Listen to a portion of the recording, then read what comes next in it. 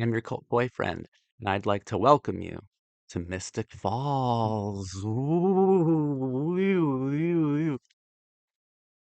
Yeah, that'll get people to stick around, Zach. Do that. That'll really improve the watch time. Years ago, years ago, I talked about the first season of the Vampire Diaries. And I'm going to include an excerpt from that old video on this video because I still stand by a lot of it, not all of it. I still stand by a lot of it. So I'm going to include the stuff I still stand by in this video. Um, but there are quite a few things I didn't go into in the video that I originally made years ago. And I've still only seen the first season of the Vampire Diaries. So this is basically going to be a fresh watch, but I have seen this season before. And oh, it's outrageous, and I do like it. What I didn't talk about in the original video is the fact that it's a really fun show. The fact that it works. It's outrageous, sure, but it works. I also didn't talk about the best girl, my favorite character on the show. I like Damon a lot. I think you have to love Damon. Ian Somerhalder, his performance is remarkable would be an understatement. He, he he's electric, he's phenomenal, and Damon's a wonderful character. But I go into Damon in the excerpt that I'm going to put into this video. So wait a couple minutes and we'll talk about Damon for a long time. Damon, Stefan, and Elena, mostly. My true favorite character, who I think is really the hero of the Vampire Diaries, at least the first season, is Bonnie. I love Bonnie to death, played by Kat Graham. Wonderful character. I love this black exploration of witches. I am crushing so hard on Bonnie. You have no idea. I'm in love with Bonnie. And of course I would be, because she is the descendant of Queen of the Channel, Bianca Lawson. Bianca Lawson, Emily Bennett, my fucking wife. So I guess what I forgot to do in the original video was salivate over the witches. But in all fairness, that's very important to do. And it complicates things because in the excerpt I'm going to use, I don't really go into the analysis of witches, and witches are fascinating topics to cover in teen drama. I of course think like immediately of The Craft and of Nancy Downs, who is still the greatest movie villain of all time, played by Fairuza Balk. And I think about what witches meant then, and it was like not only a rebellious form of feminism, but a way for those who feel not only underrepresented but unseen entirely. Make some noise. And with Bonnie, do some actual good. The biggest flaw I have with season one, to be honest with you, is the fact that Kat Graham isn't in as many episodes as I think she should have been. There are quite a few that she's just not available for. She's just not there. And I feel the show suffers when Bonnie is not around. I find Bonnie to be very charismatic, very interesting, very powerful, like metaphorically and physically. Like the physical poetry of Bonnie is perfect. Perfect. I really love the girl. She's great. Um, I think it's fascinating to interact with her because with Damon, it's easy to interact with like um dread, with the more morbid qualities of teen drama. It's easy to interact with Damon, and it's easy to root for Damon because you know that you shouldn't.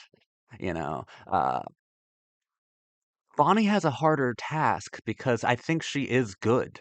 I think she is simply a heroic character, um, who has to make some pretty difficult decisions throughout this season, and her arc is total. I mean, I think Damon's arc is lovely too. He truly does kind of change near the end.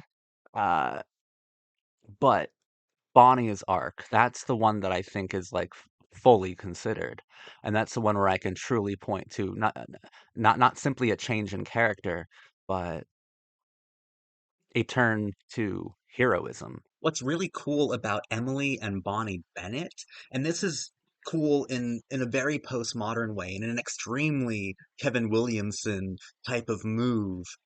I love that Pat Graham is the descendant of Bianca Lawson because I feel like the show is saying that the roles that Bianca Lawson took on in the decade prior to this, and like the 15 years prior to this show, she's a teen drama icon and has been in everything from Dawson's Creek to Pretty Little Liars.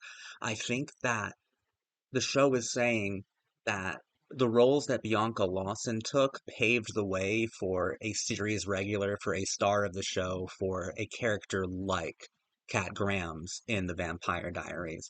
I think that Bianca Lawson walked so that people like Kat Graham could run. And I feel like this is Kevin Williamson and the teen drama itself making a comment on itself, commenting on itself in this way.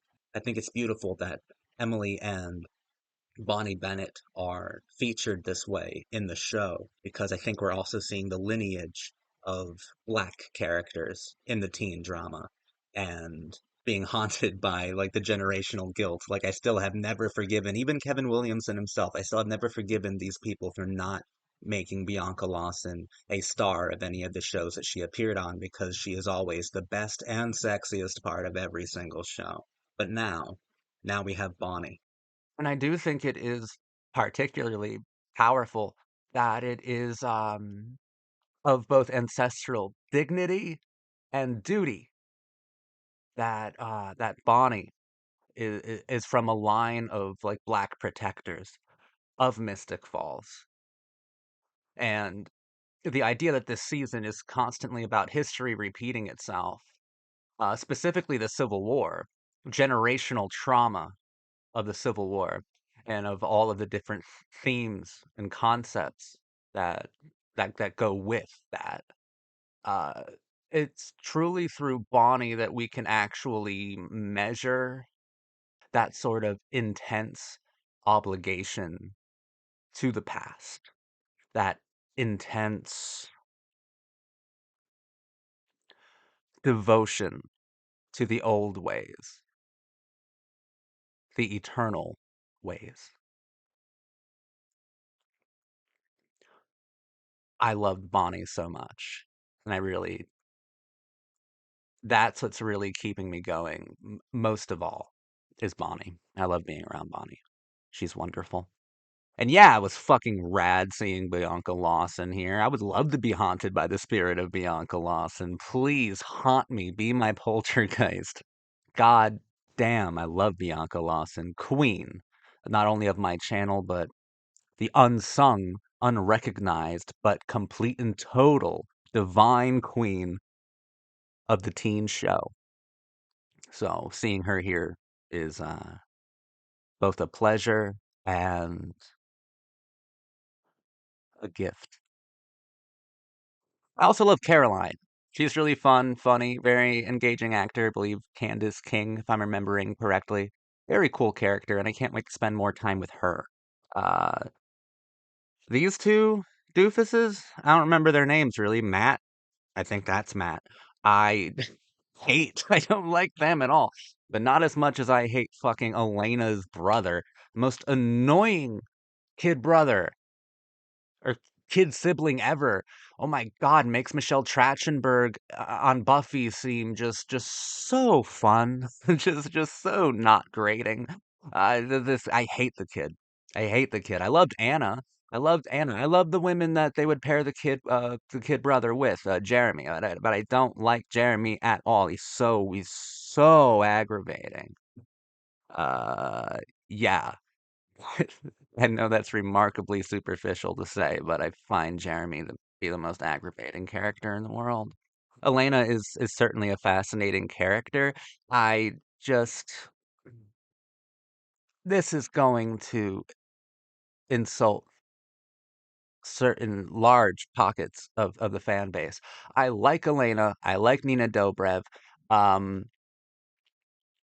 in season two, I hope they write her better or something. Because the most that Elena has going for her right now is that she's beautiful. All right, I find it difficult to connect with Elena. Uh, Actually, it might be Nina Dobrev's performance, to be honest, because I feel like there's this separation. I feel detached from her when I should feel like intimately involved with her storyline, considering she is the lead. I find the lead to be just very, very, very difficult to build a connection with, and I might be unique in that. I know that a large most of the Vampire Diaries fans love Elena. And I know I have at least 5 more seasons with Elena, and I hope to love her too. It's just right now, um, I think she's startlingly attractive, but I'm not moved by her uh, as a character, really. There are fascinating elements, though. Like I love the idea of Catherine.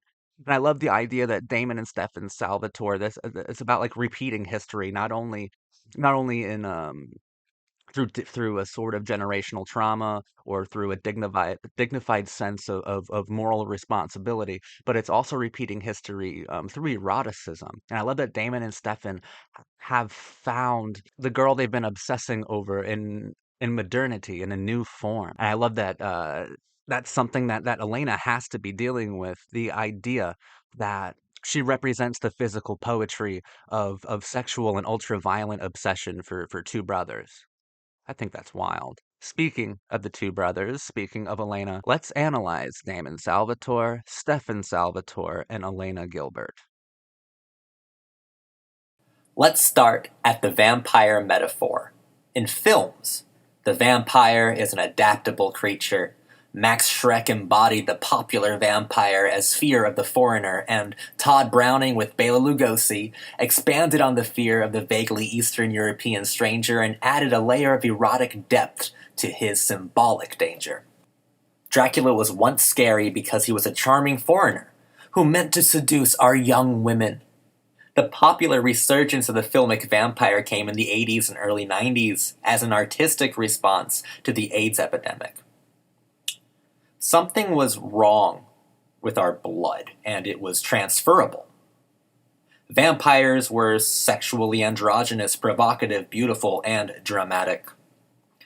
Popular films like Joel Schumacher's The Lost Boys and Tom Holland's Fright Night were hyper-focused on themes of homosexuality and sexual androgyny. The gay vampire peaked in popularity and overt symbolic visibility in 1994 with Neil Jordan's magnificent film, Interview with the Vampire, based on Anne Rice's novel of the same name. I cover the history of the vampire here so we can better understand Kevin Williamson's treatment of vampires in 2009. And that's when we get the Twilight, right? That's where we get the Twilight and a kind of reinvention of the vampire. But Williamson, I think, properly redesigns it.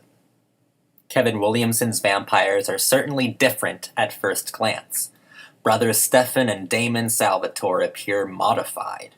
The show's Twilight-esque components seem to have been perverted also. Williamson's vampires are colored with BDSM, his two eternal studs, locked in a never-ending competition over a relationship of command. The Vampire Diaries is about bratty subs and dapper doms, control and BDSM relationships versus freedom and relationships based entirely on consent, autonomy, and agency. It's about radicalized love, gothic male obsessions, and the junky behavior of the sexes. The Vampire Diaries seems to initially posit that the kind of freedom a master gives his subject is greater and more tangible than the freedom a peasant makes for themselves. In large ways, repeated throughout the show's first season, Williamson's vampire metaphor fetishizes abuse. The Vampire Diaries expresses the over-sexualization of feminine insecurities through the projection of compelled masculine toxic traits. Williamson's female vampires see their insecurities weaponized, and the transformative weaponization seems a visceral response to abuse, neglect, and the fruits of control and male influence. Teenage girls with low self-esteem desire Damon Salvatore's methods. Every girl could have low self-esteem if a television show tells her to. That's the power of media, and the power of auteur-made media. Everyone wants to experience moments of self-realization, and Damon and Stefan have opposing doctrines. Damon has self-realization through recontextualization. He turns girls into the undead, repurposing them. For now, they are possessed of pure purpose. However nihilistically impure they've become, highly individualistic yet quick to both encourage and punish, Damon is more modernist recontextualization of the vampire metaphor than reinvention or deconstruction. Stefan Salvatore is strikingly opposite. He's different and kind, but that's also what makes his methods of self less engaging.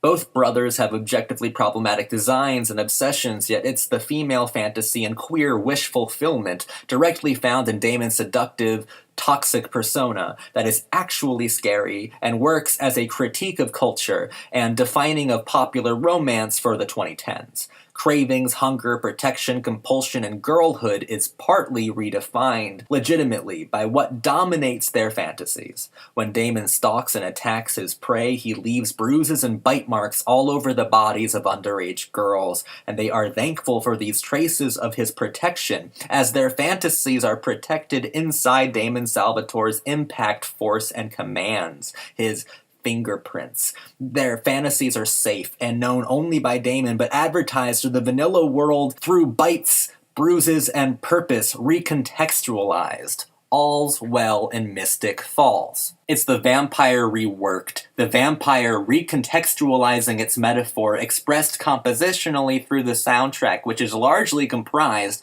of reworked takes of homoerotic standards by Kate Bush, Depeche Mode, New Order, etc. Where Dawson's Creek and Scream often gave us cliches disguised as send-ups, the Vampire Diaries presents us with send-ups disguised as cliches. The vampire equivalent of yanking a tablecloth out from under bottles, plates, and silverware. It's a postmodern parlor trick. While it's implied by Elena that the need to control is immature, to repress a fantasy of being dominated is fatal by the show's moral standards. Repression is worse than immaturity, always. It's a show that views the world through double vision, radical recontextualization with the literalization of doubles, literalized as Elena and Katherine, Stefan and Damon, Bonnie and Emily, even the timeline of the American Civil War repurposed within the framework of our modern day. Don't you know history repeats itself? Huh? Sid? History is important for these characters. Lineage, heritage, ancestry, objects, founders, artifacts of artifice, rings, watches, lockets, objects of objectification like crystals that contain the souls of beautiful young girls, journals that hold confessions and personalities, stones of black magics, and antique compasses that keep familial ties alive for centuries. Hormones, heirlooms airing their grievances. Crystals crystallize Elena's historically sexualized Katherine, the dominator, while the object objectifies the objectified object. There's also a remarkably heavy emphasis on numbers and dates, both visually translated and verbally stated, dates of assassinations and war campaigns, ultimately arbitrary numbers competing in a contest of misery ad nauseum. It's almost a bit like postmodern numerology, whatever that would be. It's how I'd imagine it would look. Ultimately, the Vampire Diaries is a postmodern wet dream about the man that broke your heart, crushed your soul, destroyed your life, and ruined any and all chances of happiness. The Vampire Diaries is the anti-Buffy in so many ways. Elena is no Buffy Summers, Bonnie no Willow, and the Stefan-Damon dichotomy would only falsely equal that of Angel and Spike. Kevin Williamson and Joss Whedon are opposites, though both postmodernists. Whedon is more traditionally existentialist, with Whedon's most interesting work being directly informed by Nausea, the existential philosophical novel by Jean-Paul Sartre. Williamson may be the world's first and only postmodern sentimentalist. Now, to be clear, I believe Joss Whedon's The Buffy the Vampire Slayer is an example of perfect television. I even have a tattoo on my forearm of Faith, Eliza Dushku's character on the show. Buffy means a lot to me. I have a ghost face tattoo on my other arm.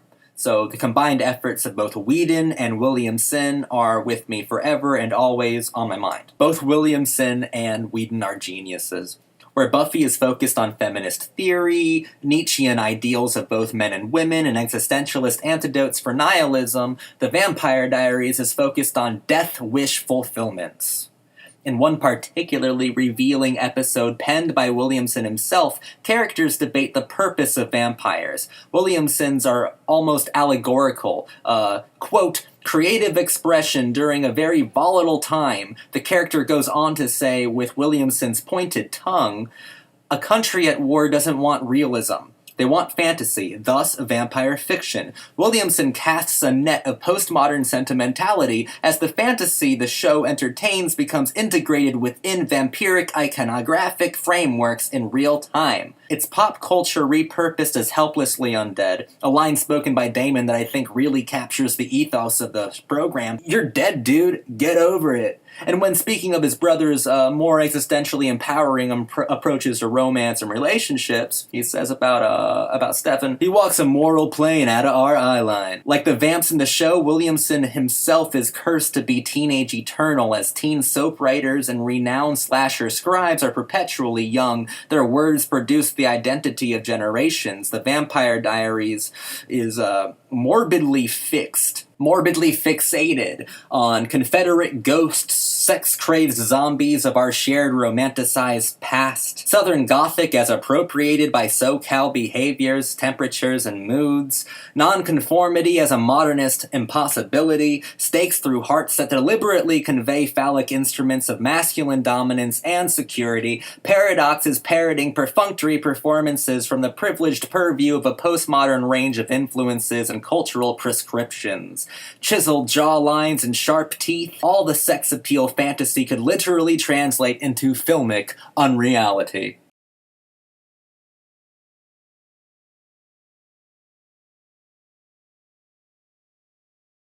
I'll be back soon to talk about season 2 of The Vampire Diaries. And yeah, I want more Bonnie. I want to identify with Elena. Damon, you're doing everything right with Damon. There's there's absolutely just keep doing what you're doing. There's absolutely no improvement I can see for Damon. He's a perfect character. I'm enjoying this show, Return of the King, Kevin Williamson. I've been putting this show off for a little while because it's huge. It's a massive show, and I have to treat it with a lot of integrity. And also, Kevin Williamson means so much to me and to the channel personally. Yeah, I think he's Shakespeare, postmodern Shakespeare. Thank you for watching. I'll be back.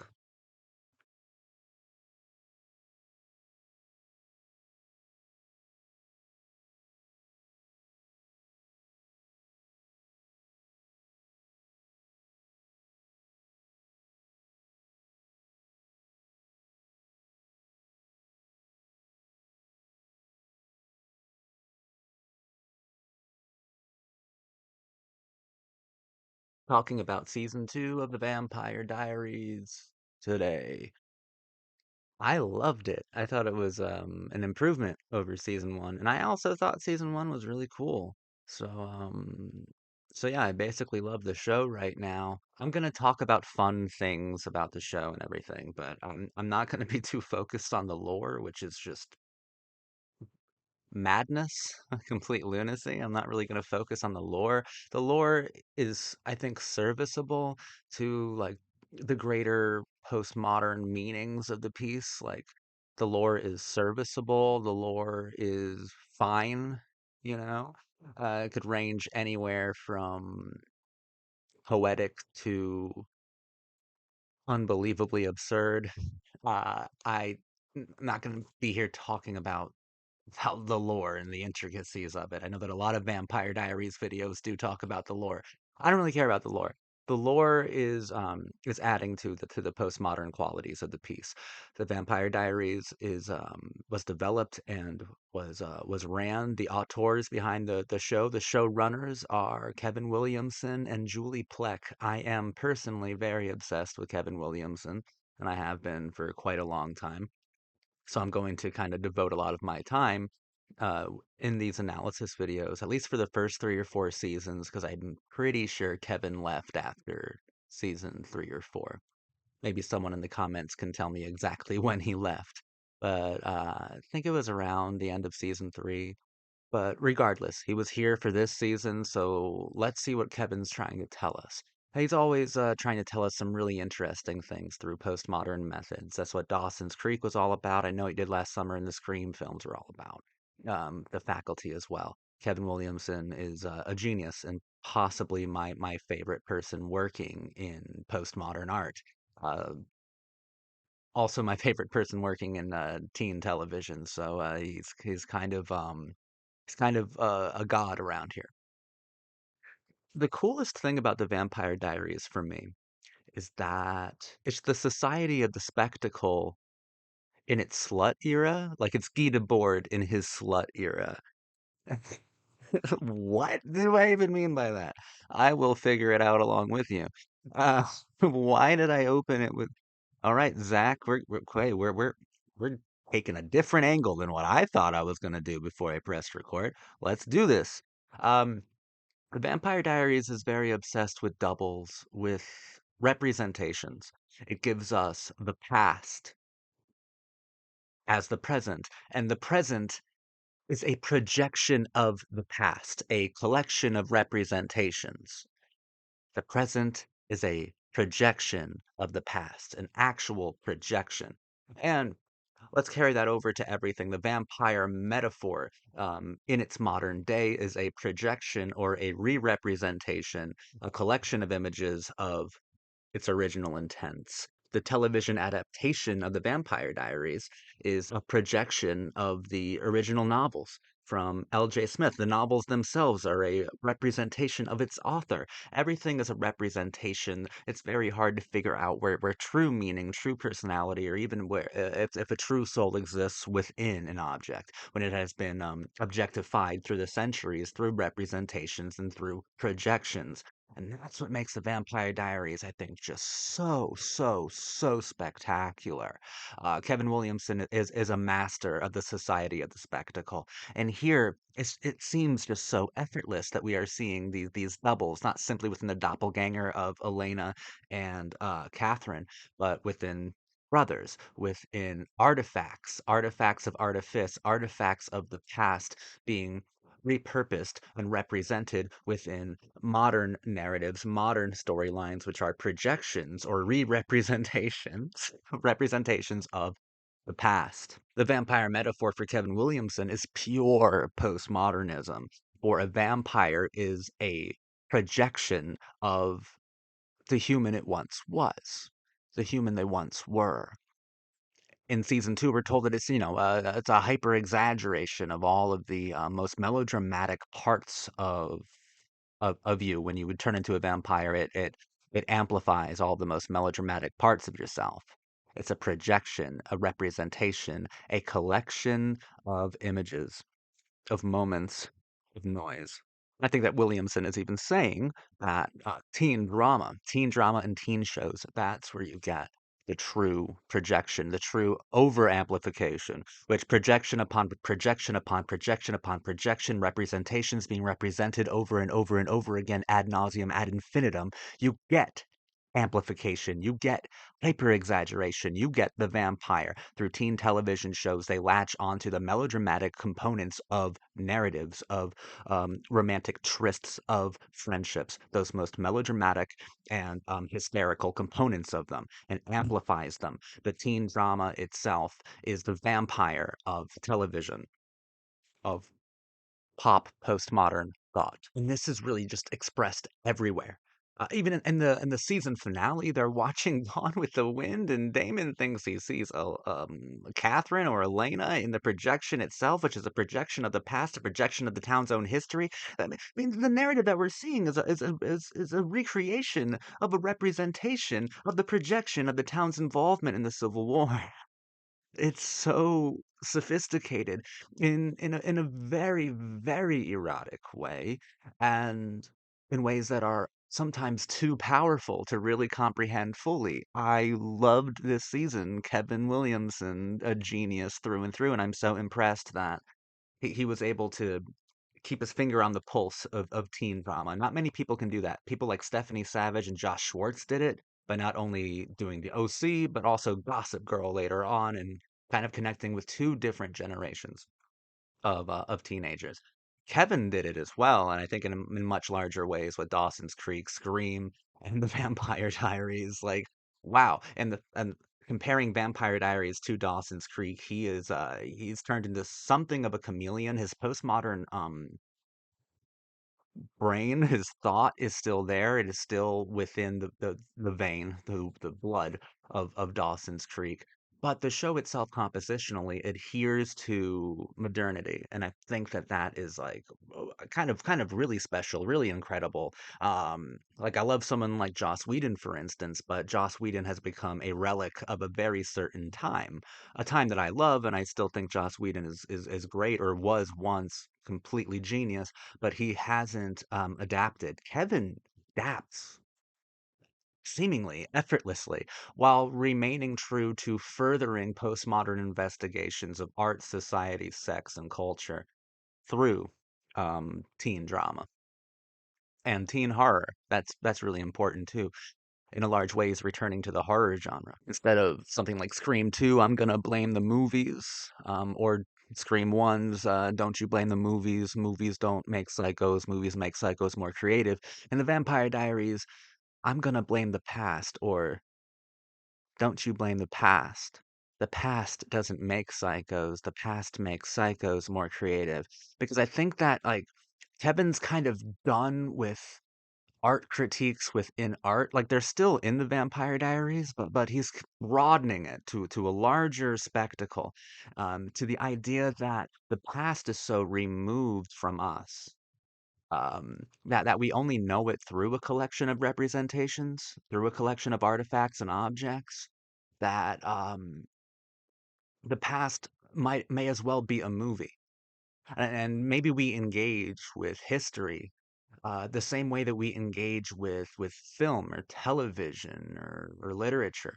Maybe we engage with it in the same way because we don't know any other way to engage with it because like the object is still the same. The artifacts are very similar. Our lives have not only become cinematic, but the past is nothing but cinematic. Past is narrative, and the past is always with us because the present is a projection of it. It's the past's representation.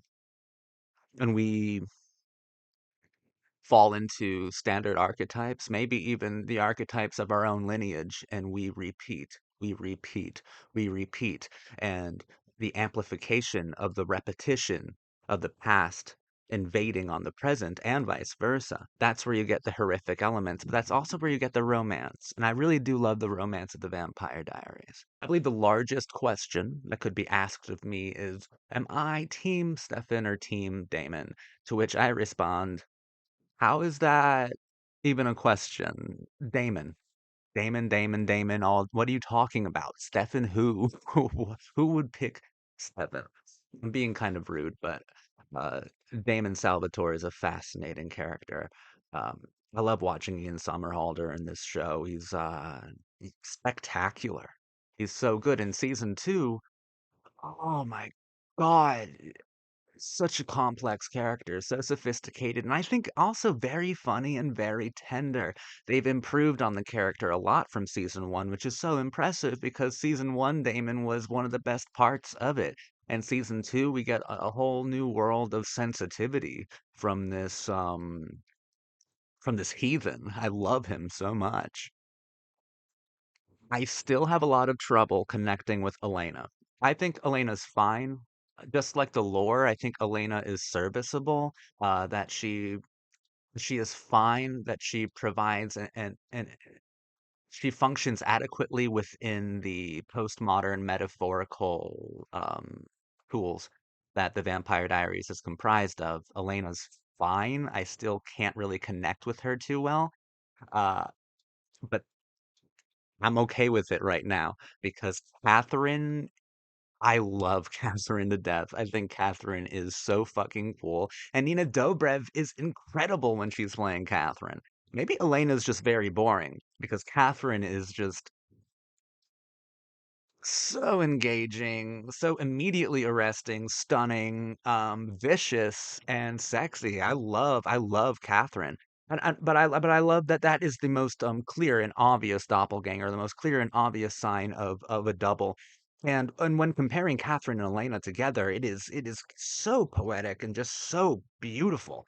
And the ways that Stefan and Damon interact with both of them, those different kind of shadowy archetypes with the shadowy dimensions of both Elena and Catherine.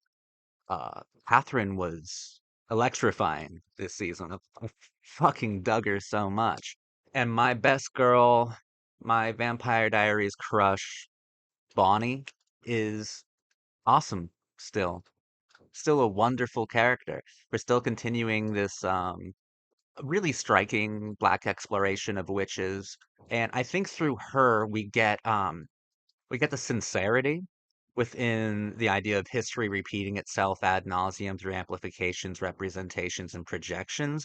We get sincerity through Bonnie because Bonnie, I think, is the true hero of the Vampire Diaries. I am convinced at this point. I thought she was incredible. I thought she was an incredible character to follow. Basically, everything she did this season made me love her even more, except for the fact that she was paired up romantically with Jeremy, and Jeremy is still a complete fucking annoying bore. Maybe I'm projecting myself right now. I hate Jeremy. I hate Jeremy so much. Why couldn't we invent a cool love interest for Bonnie? Why did she get saddled with this other character, Jeremy? Like, it is very clear that you had no goal for Jeremy or something. You didn't know what you're gonna do with Jeremy, so you just put him with Bonnie. Fuck it. Who cares if they don't have any chemistry whatsoever? Put them together because they don't know what the fuck to do with Jeremy. I see you. I see you, Kevin Williamson and Julie Plec. I know what you're doing. Same with Alaric. You didn't know what to do with him, so you just put him through the weirdest shit ever. Fine. Fine. Fuck that, though. Bonnie deserves better. But I love Bonnie so much. I love her connection, her the way that she grapples with legacy and with power, with the with the concept of obligation of a magic. Bianca Lawson even kind of reappears in the final episode. Her voice does, speaking through Bonnie. And if you watch my first season analysis, I think that that pretty much confirms my reading of Bianca Lawson being cast on the Vampire Diaries, that she is literally speaking through the new versions of her, the new archetypes of her. Bianca Lawson did so much heavy lifting for black characters on teen shows, and now she's speaking through her legacy, through her lineage, through her family tree, so to speak, through Kat Graham's character, which is a much larger and easily the most heroic character on the Vampire Diaries, something that Bianca Lawson, even though she was the sexiest, my God, she's a goddess, and she's a goddess, and actually, you know what? I'm not gonna act like the lights didn't just go out for a minute. They did. I'm being haunted by Emily Bennett. I can't get too thirsty right now. Um, she's the she's a goddess. She's also basically a vampire. I don't even know what I was saying. The lights went out. But she was never able to have a role that was as fulfilling and as large as Kat Graham's was on the Vampire Diaries. And I feel like Kat Graham actually speaking with Bianca Lawson's voice is one of the most powerful postmodern things that Kevin Williamson did here. Because it's expressing so much in such a simple way that also reaffirms the overall thesis of the show, which is that the present is the projection of the past. And there it is. Kat Graham speaking with Bianca Lawson's voice. Black teen idols speaking through each other. God, that's gorgeous. I am impressed by Bonnie's selflessness, by her heroism, by the fact that she was willing to die for her friends, for Elena specifically. Yeah, I love that character so much. I think she's an actually heroic character, and I think she's a very sincere character. You know, I feel like Williamson is taking a few postmodern liberties when he's handling the other characters. But when he's with Bonnie and we're talking about the history of black witches and exploring those kind of postmodern qualities, I think he's being very sincere and he's a master of tone. And that's the perfect choice. That's the perfect choice. Postmodernism can be really cynical and nihilistic and empty without sincerity. And through Bonnie Bennett, we we get worlds of sincerity. And yeah, I still love her to death. Still my favorite character. Still the best girl. Can't wait to see where we go with her character. And even though I hate Jeremy, that cliffhanger was fun because I always love the women he's paired off with, just like Bonnie this season. At the very end of As I Lay Dying, the season finale for season two, both Vicky and Anna show up in his kitchen. And I'm like, well, I don't know what the fuck's going on, but whoa, that's cool. I want to see what that's all about. Once again, the present is the projection of the past, a collection of representations and images, objects, artifacts, vessels. We get introductions of werewolves this season and of the originals, which the originals have to be anomalies within Williamson's vampiric worldview, especially the postmodern vampiric worldview. Originals, ones who are not representations, ones who are pure. That's why they're so calculating, evil, almost alien. I really liked Elijah.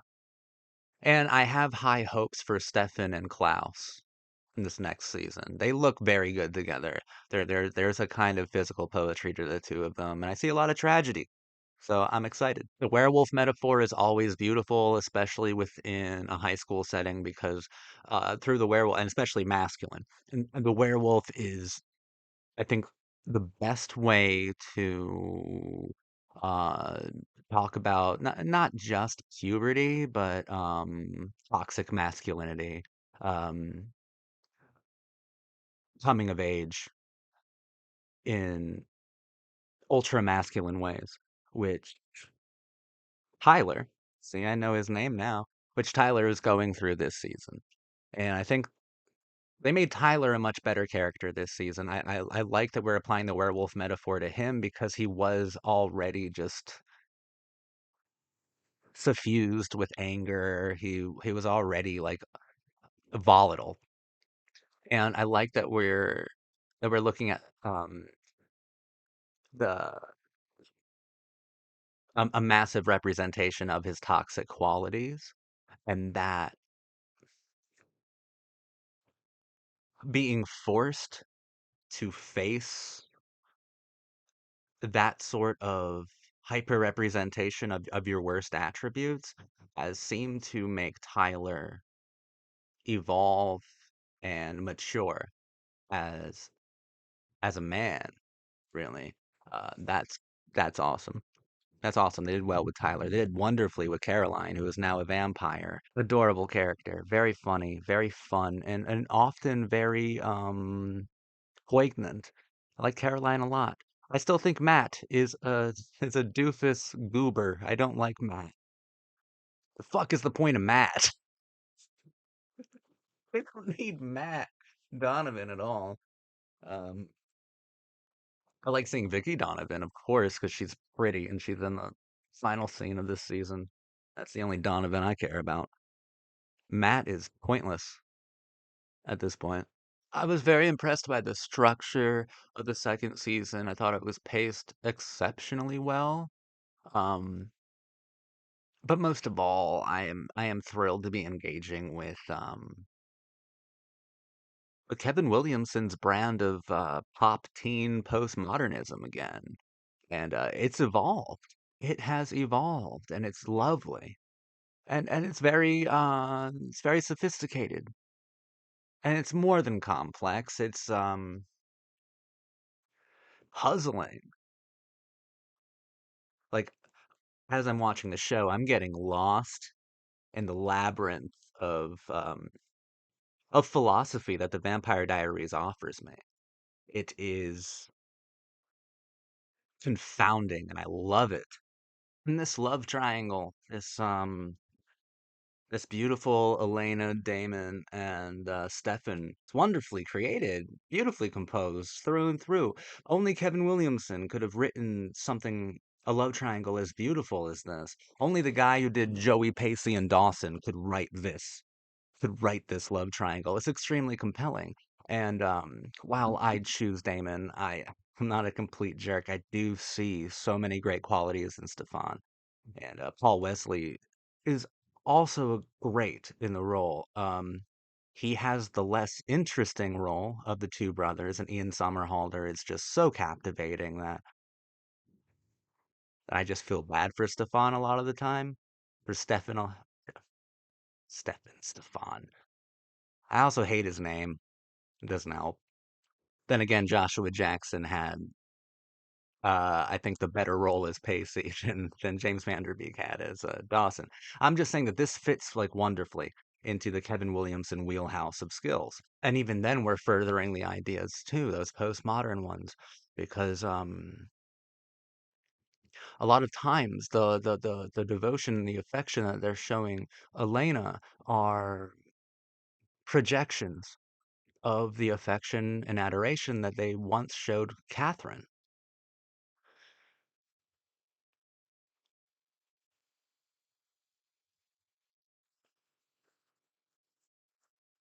The present is a projection of the past, a collection of images, of movements, of kisses. And history repeats and repeats and repeats because it's not history, it's the present. And it always has been. And it always will be. It's a spectacle. And I am loving it. Vampire Diaries is so cool right now.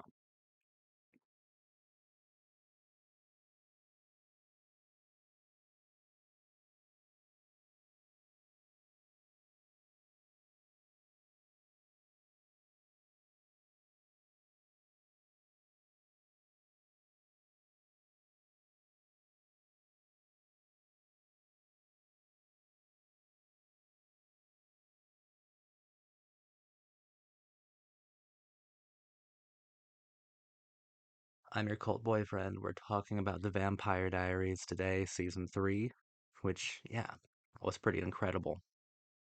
A lot happened this season, so I'm going to focus on really two things that I found to be the most fascinating. First of which is a bit easier to talk about the payoff to the cliffhanger from season 2, where the ghosts of both Anna and Vicky appear in Jeremy's kitchen. The payoff to that is kind of beautiful.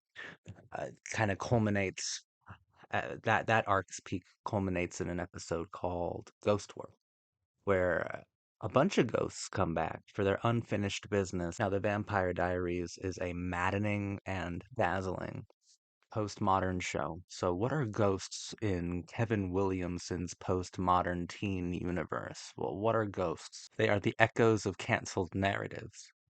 These are ghosts who have not simply unfinished business, but unfinished character arcs, unfinished narratives, unfinished emotional journeys that were promised by the show and ended before their time. Characters who did not get a chance to flourish, get a chance to adapt, get a chance to evolve, grow, or complete an arc.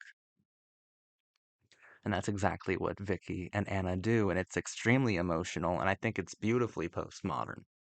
I loved that so much. With this arc, they are like very dignified characters as well. I've always considered this when I analyze teen shows about storylines that get dropped or kind of ended prematurely before the true emotional peak was hit. I often think about that. And Kevin Williamson within the Vampire Diaries explored and exposed the ghosts of aborted teen drama narratives. And these ghosts get to finish their arcs. Unfinished business, unfinished arcs. Because just like they've been saying, like they're on the other side and they've been screaming the whole time, but you can't hear them. So often, teen shows are haunted by the ghosts of missed opportunities, of promises that weren't kept by the narrative. Like when you introduce a character, you're making a promise to the audience about the character. You're making a promise that this character is safe to identify with because you will grow with them. Well, sometimes that doesn't happen. And then those situations, those failed opportunities, those missed ones haunt the narrative and haunt the characters for the duration of the piece, of the show, of the project. And here, the ghosts make a lot of noise and they're able to complete character arcs. Like one of the most beautiful moments of the entire show is Anna finding her mother on the street with like the Christmas lights strewn about and embracing her and hugging her and having that real emotional moment, that real completion of an arc. It was beautiful. Um, and it goes to show just how tender and sensitive postmodern art can be. The other fascinating topic, which will take a bit longer to discuss. Strap in, ladies and gentlemen. It's time for us to talk about Klaus. Klaus. Klaus, Klaus, Klaus. You don't live in your cult boyfriend's brain, but right now, every part of it is scrambling around, trying to come up with the right words, the right way to analyze Klaus. Klaus is possibly the most perfect villain that has ever existed. He's a wonderful postmodern villain. He draws that sort of attention to himself. He says things that seem like villain cliches, like, you should thank me, like stuff like that. But he means it. Because what does Klaus do here? Klaus interferes with every single primary character in meaningful ways that challenge them to actually complete a full arc in confrontational sorts of narrative beats and emotional exercises. Every single one. Primarily Stefan. He challenges Stefan in ways that are mesmerizing to me on an analytical level. I think we should talk about the originals, right? Like, what makes Klaus so interesting? Well, everything about Klaus is interesting. By the way, pitch perfect performance from Joseph Morgan. Ian Somerhalder has been defeated. Joseph Morgan has given the best performance of the Vampire Diaries. Sorry, Ian. You got nothing on what Joseph brought to the table this season. I was stunned. Oh, hey, the originals. I really hope you watched my other Vampire Diaries analysis videos because I don't feel like repeating all that. This is a very, very complex and sophisticated show, especially like it's an extremely complicated postmodern work. And maybe this video series more than any other, it's kind of required of you to watch my previous videos because there's a lot of heavy lifting done in those previous videos, and I'm not going to reiterate here. A reiteration would take 20 minutes alone. These are very complicated ideas, so I'm just going to assume that you watched my other two videos. The present is a projection of the past, but who are these anomalies? Who are the originals? The originals, in a postmodern sense, are the original archetypes themselves. Cole, Elijah, Rebecca, Esther, Finn, and Laos all represent, I think, the original archetypes that postmodernism, that all forms of narrative media had dedicated themselves to deconstructing, reinterpreting, recontextualizing, reformatting, reshaping. But the originals are those original archetypes untouched. And that's why they're so alien. That's why they seem like anomalies. That's why they don't seem like the past repeating itself ad nauseum because they are antiques. And antiques are dangerous. The ancient ways are unknown and alien to postmodern ones. Because when we are dealing with Klaus and the originals, we are not dealing with the past projecting upon the present, right? We are dealing with the genuine experiential qualities of the archetypes themselves. And those archetypal qualities, if you go back to the original, right, this is the closest we will ever get to Kevin Williamson talking about gods, because the original archetypes had divine qualities. Archetypes that powerful that have been around for so long that are still deemed as necessary have divine attributes.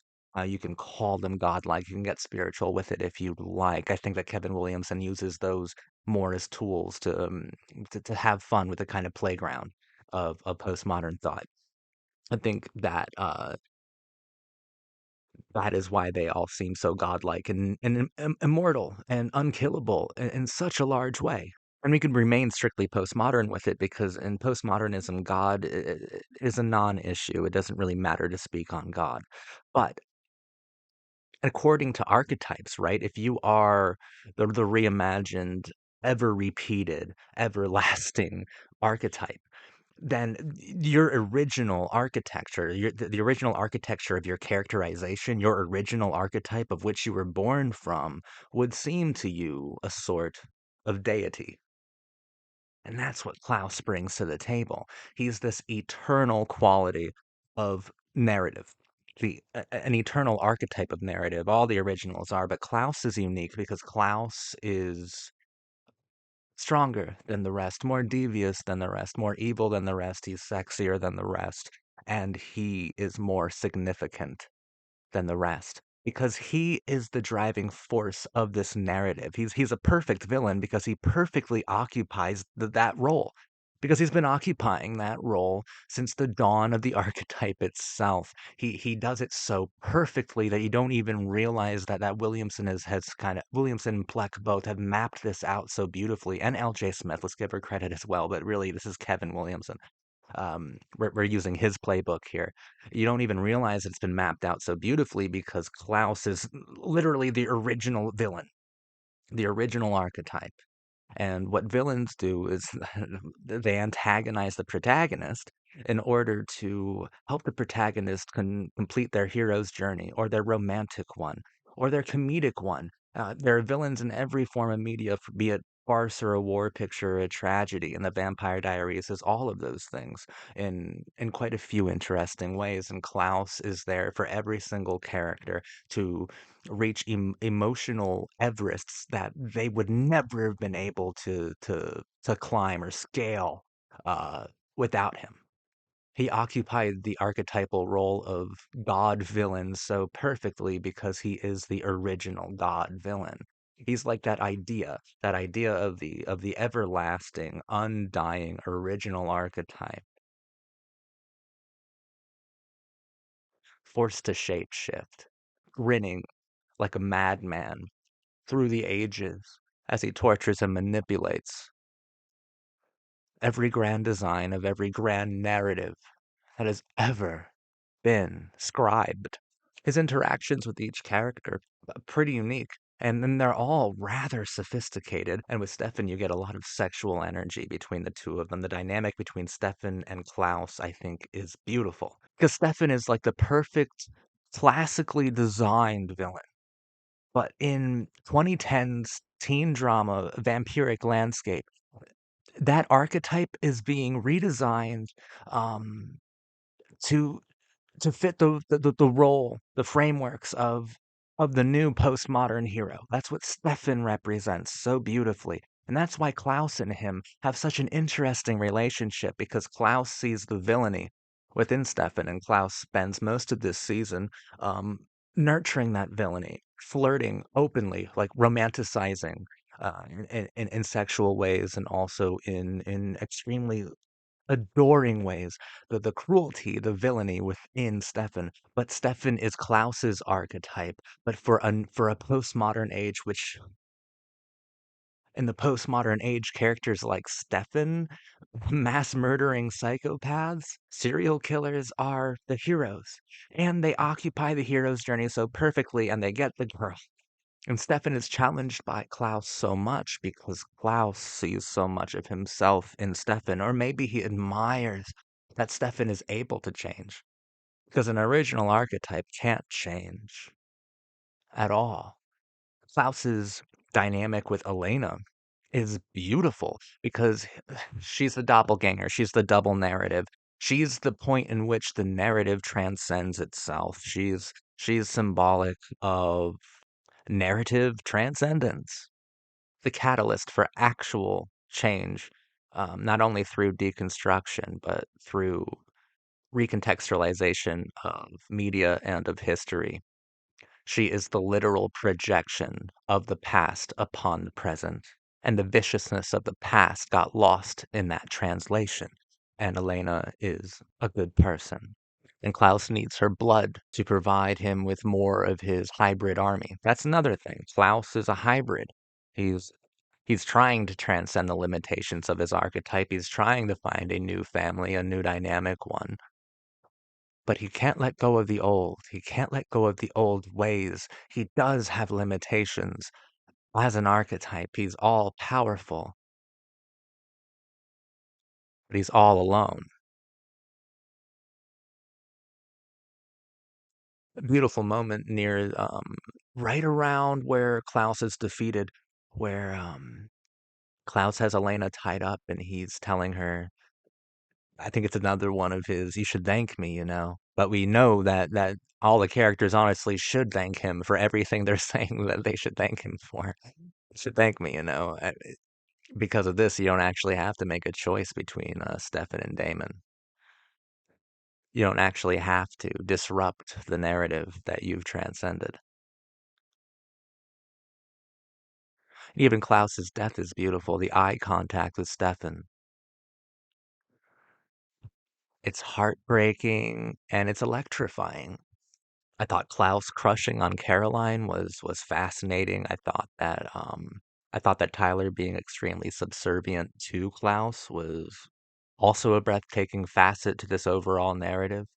Klaus's general dismissiveness when it came to Damon is also fascinating. When we're talking about archetypes interacting with the originator, with the divine archetype, right? And of course, you can get into notions of deicide. Most of these episodes are I'm really impressed by them actually because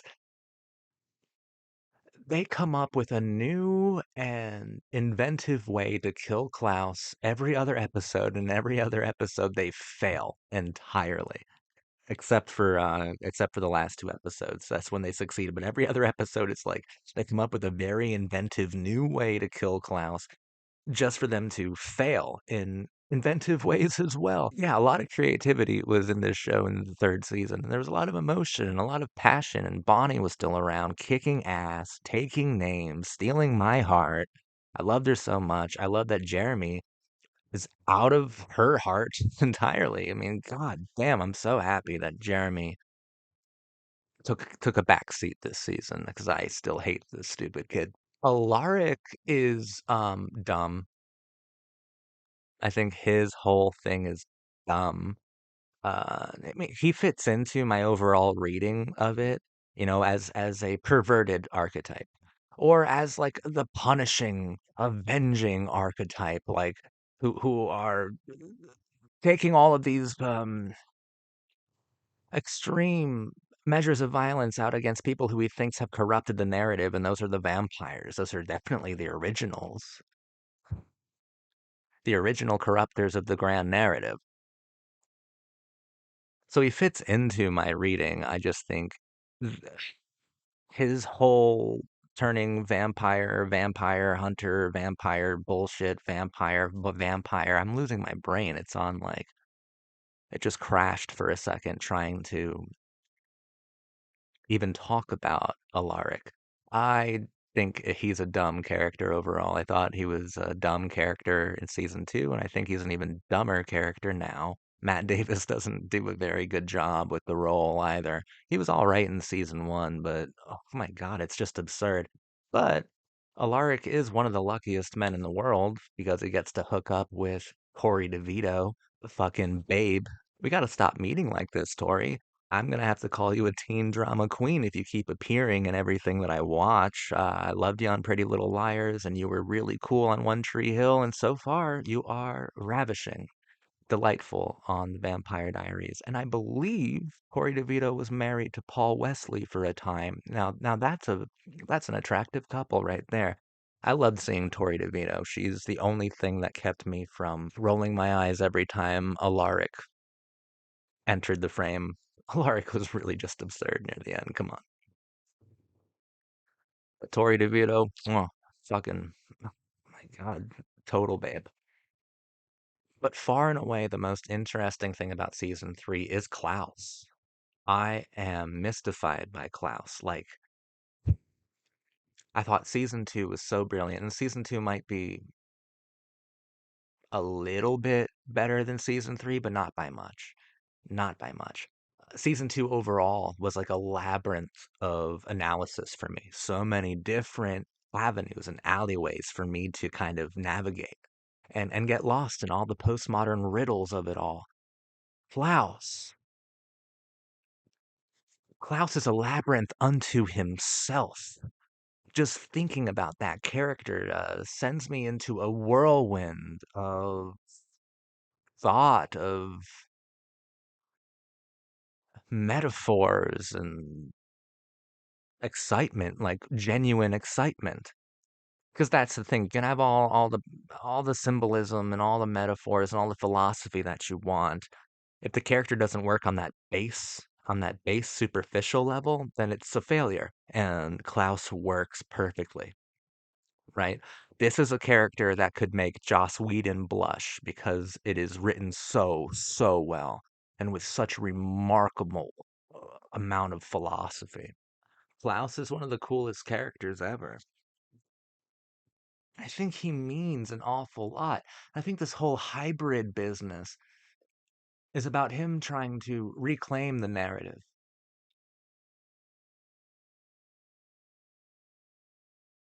to control it completely, to dominate the narrative, which he sees as having gotten a little bit out of control with all of these half deconstructed, nearly mutilated archetypes walking around, like those of Stefan and Damon and Elena and Bonnie. Klaus shows up in season 3, fails with his hybrid army, but succeeds in mending all of these halfway deconstructed archetypes of the teen form, the teen show. He heals them, he makes them better, he completes their transformation, since The Vampire Diaries is a show about transformative, horrific abilities. And what teen shows are best at overall um, is transforming the teenage cinematic television character, which in a large way transforms real teenagers. And Klaus shows up, this villain, into a wasteland of half deconstructed, half transformed archetypes, and in season 3 he completes all of their transformations. And they become so well rounded, so fleshed out, so full passion, of blood, of heart, and of soul because of Klaus and his unique interactions with all of them. Challenges Bonnie in fascinating ways. Uh, his involvement forces her to reconnect with her long lost mother, to drop Jeremy and explore her romantic options, transcend the limitations of her archetype. In fact, I'm perfectly fine with calling Klaus Nick Klaus, the king of the teen vampire, the king of the teen vampire genre.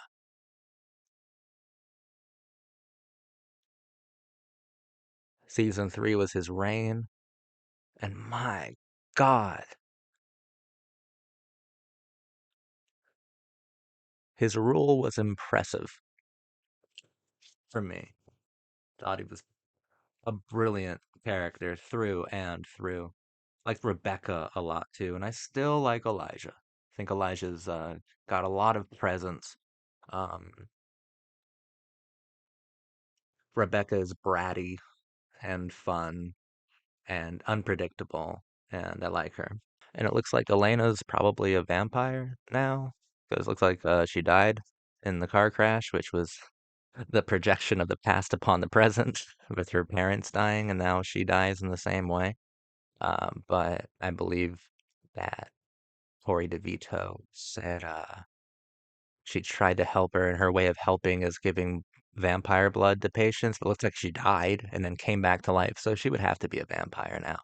Which, okay, I guess everyone in the Vampire Diaries is a vampire, except for Matt Donovan, who is still a stupid character, but he's better this season than he was in the others. Much better this season. And when I criticize a character, I'm not criticizing the actor. Zach Rohrig does well with what he's given. I just think the character is boring because I've seen him be very engaging before. He was on the third season of Friday Night Lights as a very troubled rodeo cowboy. He was great on that. So I know he's a good actor. It's just the Elena problem with Katherine being a lot cooler than Elena. Elena's boring, and so is Matt. Maybe Elena will be more interesting now that she's a vampire. Who knows? I don't know. All I know is that seasons 2 and 3 of the Vampire Diaries are like such a high peak. You know, I said Everest earlier. It's Mount Everest. Uh, it would be ridiculous to think that the Vampire Diaries can do it again. I'm open to the possibility, but I also think that that's just fucking. It's not going to happen again. And I also, from what I can tell, this is the last season with Kevin Williamson's involvement. Like from beginning to end, or at least they used Kevin's playbook. Um, from what I can tell, he wasn't around for season 4. And there's debate about how much he was involved with season 3, but what we can all agree on is that he was involved with season 3. Um, and you can tell by by the kind of language I've been using to talk about season 3. Kevin was there. This is brilliant postmodern television, kind of beyond measure. Season 4, I think is going to be we're going to be talking about Julie Plec a lot more. I just can't see the Vampire Diaries being this good consistently. That would be insane. That would be so it'd be unheard of. And you know what? I'm fine with that. I'm fine with seasons 2 and 3 being masterful. These seasons are gifts. I've fucking loved them so much. Um, God, Klaus is gonna haunt me. I swear to God, he's gonna haunt me because I barely even scraped the surface of what Klaus represents. I've barely even said anything, honestly.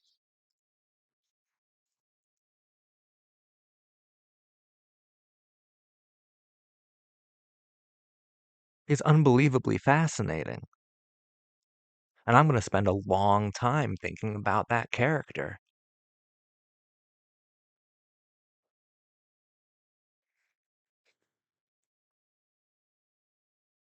Masterpiece. Season 3 was excellent.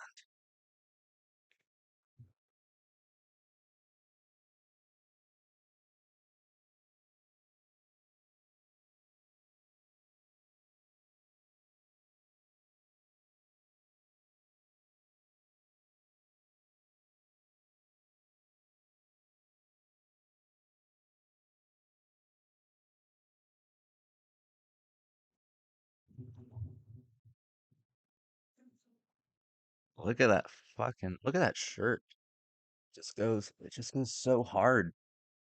This is my hardest shirt ever, bro.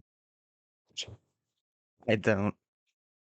Actually, if Paris Geller were in Mystic Falls, she would be running shit. She'd be the scariest person ever because Paris Geller is still fucking wife material. Love her to death. The Vampire Diaries, season 4.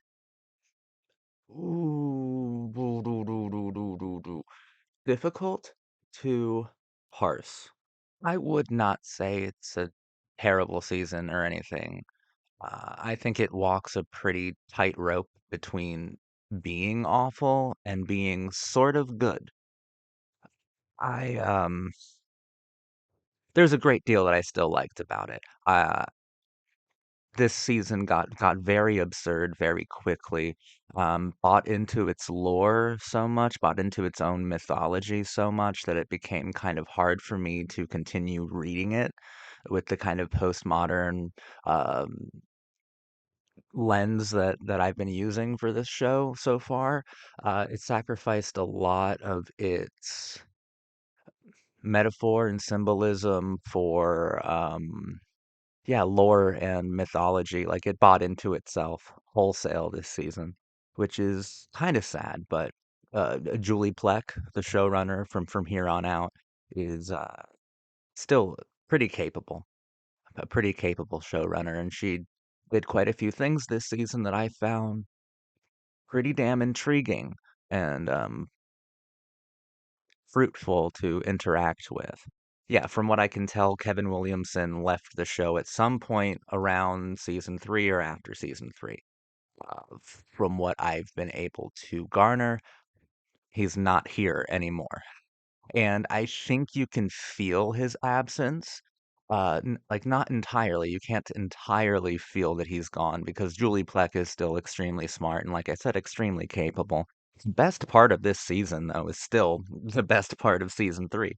The best part of season 3 was Nick Klaus, and the best part of season 4 is still Klaus. Joseph Morgan, this is one of the finest performances I've ever seen in a teen show.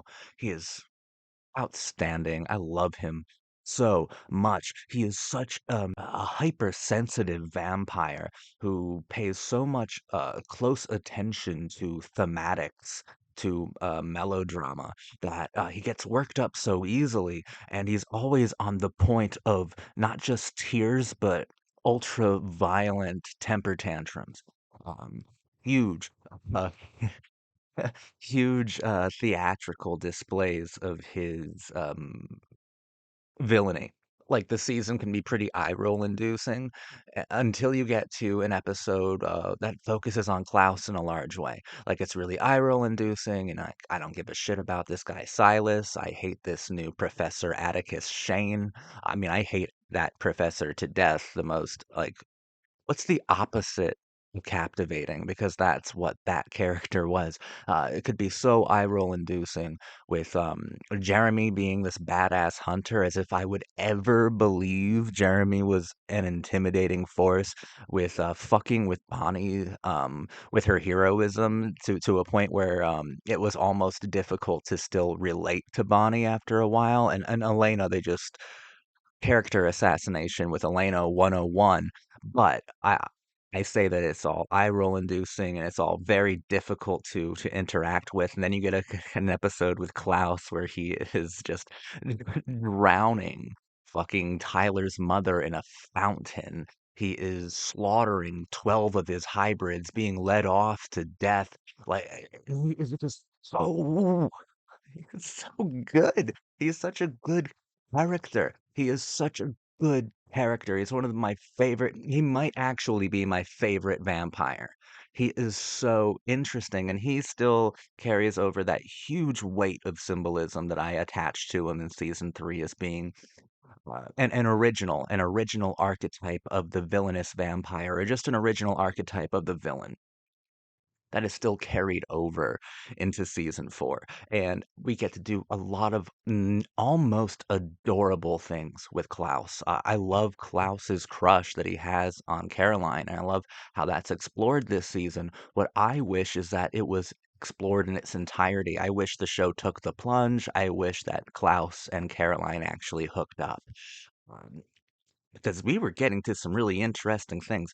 Whenever Caroline and Klaus would have a scene together, we'd really get to kind of penetrate the true lonely sensitivity that's at the core of Klaus's villainy.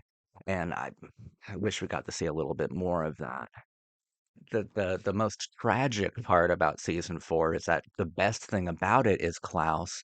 And within this season, there's a backdoor pilot episode to the originals, to a spin-off that I didn't know existed. Right? I knew there were spin-offs to the Vampire Diaries, but I didn't know that the primary spin-off was a show all about Klaus. And I feel so irritated because I'm not gonna get as much Klaus anymore on the Vampire Diaries because he's gone off to New Orleans with Elijah and shit to start his own show, The Originals. I'm not gonna get too much Klaus anymore, which sucks because he was the most interesting and complicated and sophisticated element of the show up to this point. I love Klaus to death, and now I feel like I'm staring down the barrel of a gun, like fuck, 5 seasons, almost 100 episodes of a different show called The Originals. But Klaus is good enough and Joseph Morgan is fucking captivating enough that I might actually do it. Like, no rush on it. Absolutely no rush on me starting The Originals, but had any other character got their own spinoff, I wouldn't even be slightly interested. But since Klaus is the star of his own show, that, oh my God, that's my kryptonite. I need to see more Klaus and engage with Klaus again. And I'm really upset that he's out of the Vampire Diaries, like proper. He's out of the show, the main show, because he would challenge each character uniquely in interesting ways that that confronted each character into doing fascinating things and completing arcs that they otherwise would never even attempted, like emotional arcs they would never even have attempted without Klaus's antagonism, without Klaus's interference. So now that he's gone, I don't know what's going to fill that void. I did notice that as Klaus was kind of being moved to New Orleans, moved to the spin-off show, The Originals, Catherine Pierce like reappeared again in a larger way. So maybe Catherine Pierce is going to kind of try to take on that role, but she can't really occupy it the way Klaus did. So really, I'm just upset that Klaus is gone. Yeah, he's the best part of season 4, the best part of season 3, and at this point, he is the most compelling and complicated and postmodern thing about the Vampire Diaries. Like I said in the last video, he is a labyrinth unto himself. I love trying to explore Klaus, and I guess I'm not going to get to do that anymore. Why why take Klaus away, man? Whatever. Fine. Fine. I still have Bonnie, or do I have Bonnie? Because the season ended with her being dead. That's the problem, right? Okay, Klaus is still great. Damon is still excellent. But all of the other characters, it was almost like, was the show trying to assassinate the integrity of the heroes within it? Was that what the show was trying to accomplish? Because it nearly succeeded, you know. But with Bonnie, they would have Bonnie and Elena and even Jeremy do things that like, I've spent a lot of time with these characters just acting completely out of sorts, and they could easily, like, wash it away and be like, "Oh, Bonnie was brainwashed," or Elena was a sociopath, and Jeremy was controlled by some sort of supernatural attachment to being a hunter or transformation into being a vampire hunter. And, like, they can explain away all of these things that they do that are entirely out of their character, that completely compromise the integrity of their characters. And I don't buy that. Bonnie is the true hero of the Vampire Diaries, and she continues to be even through season 4. Like, there's no fucking way Bonnie would be like brainwashed and so easily swayed by like Professor Atticus Shane or whatever. Like no fucking way. Maybe you should have hired a better actor to play Professor Atticus Shane, like someone who was actually charismatic. Maybe I'd believe it, but there's no possible way. And then Silas and then all this stuff, and I know Bonnie's moral compass. In fact, Bonnie's moral compass is the only truly defined moral compass on the entire show. Like, we know Bonnie's moral compass. She would never she would never even like flirt with these sort of apocalyptic ideas that she does in season 4. She's still the hero of it because she manages to be selfless, to be self-sacrificing, and to be deeply introspective by the end of her arc. But the journey getting there is deeply frustrating with Bonnie. Phenomenal performance from Kat Graham, as per usual, but I really didn't like where we went with Bonnie's character here because I started to feel like she wasn't only powerless, but she was almost deliberately being assassinated by the writers' room, like her integrity was. Not nearly as bad as Elena. Elena turning into a vampire was infuriating would be an understatement. Elena turned into the most annoying, self-obsessed, and narcissistic character that I've ever had to engage with so much because she is the lead of the show. And the lead of your show in season 4 is vapid, is literally heartless, like she's the worst. The most interesting thing with Elena is the ways that she interacted with Damon. This is the season where she confesses her love for Damon and completely falls for Damon. But the way it starts out is Elena was sired to Damon. So in season 1, the show really tried to explore kind of BDSM relationships, relationships of command, and explored those kinks in interestingly postmodern ways. And I think that in the beginning of season 4, when Elena basically does every single thing that her master, her daddy Damon, says with a smile, that's interesting. That is really fascinating to engage with, and especially for me and for my age group, I would think. I don't know. It's Stefan, I empathize, man. It's tough out there on those streets. Those streets are really hard, and people in my age group, like late 20s to mid 30s, they're really into sub-dom kind of relationships, which I'm not interested in. I don't think that relationships should have more controlling manipulations applied to them, but categorized as kinks. I don't like it personally. I don't care if you do. I don't give a fuck if you do. But what's fascinating is that the show is engaging with this and really just diving very deeply into more controlling, more BDSM, more kinky, more erotically subversive relationships. I think that is awesome. I think that's great. I think that's a great thing to do.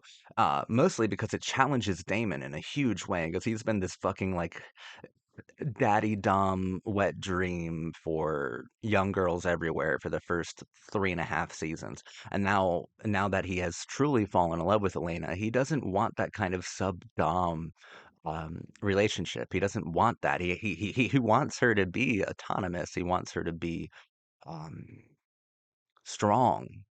He wants her to challenge him. He wants her to be free, honestly. He wants the same thing that Stefan wants in a large way. And the sireship is broken. In the last episode, she's like, I fucking love you. They kiss. It's great. And Stefan had the worst season ever.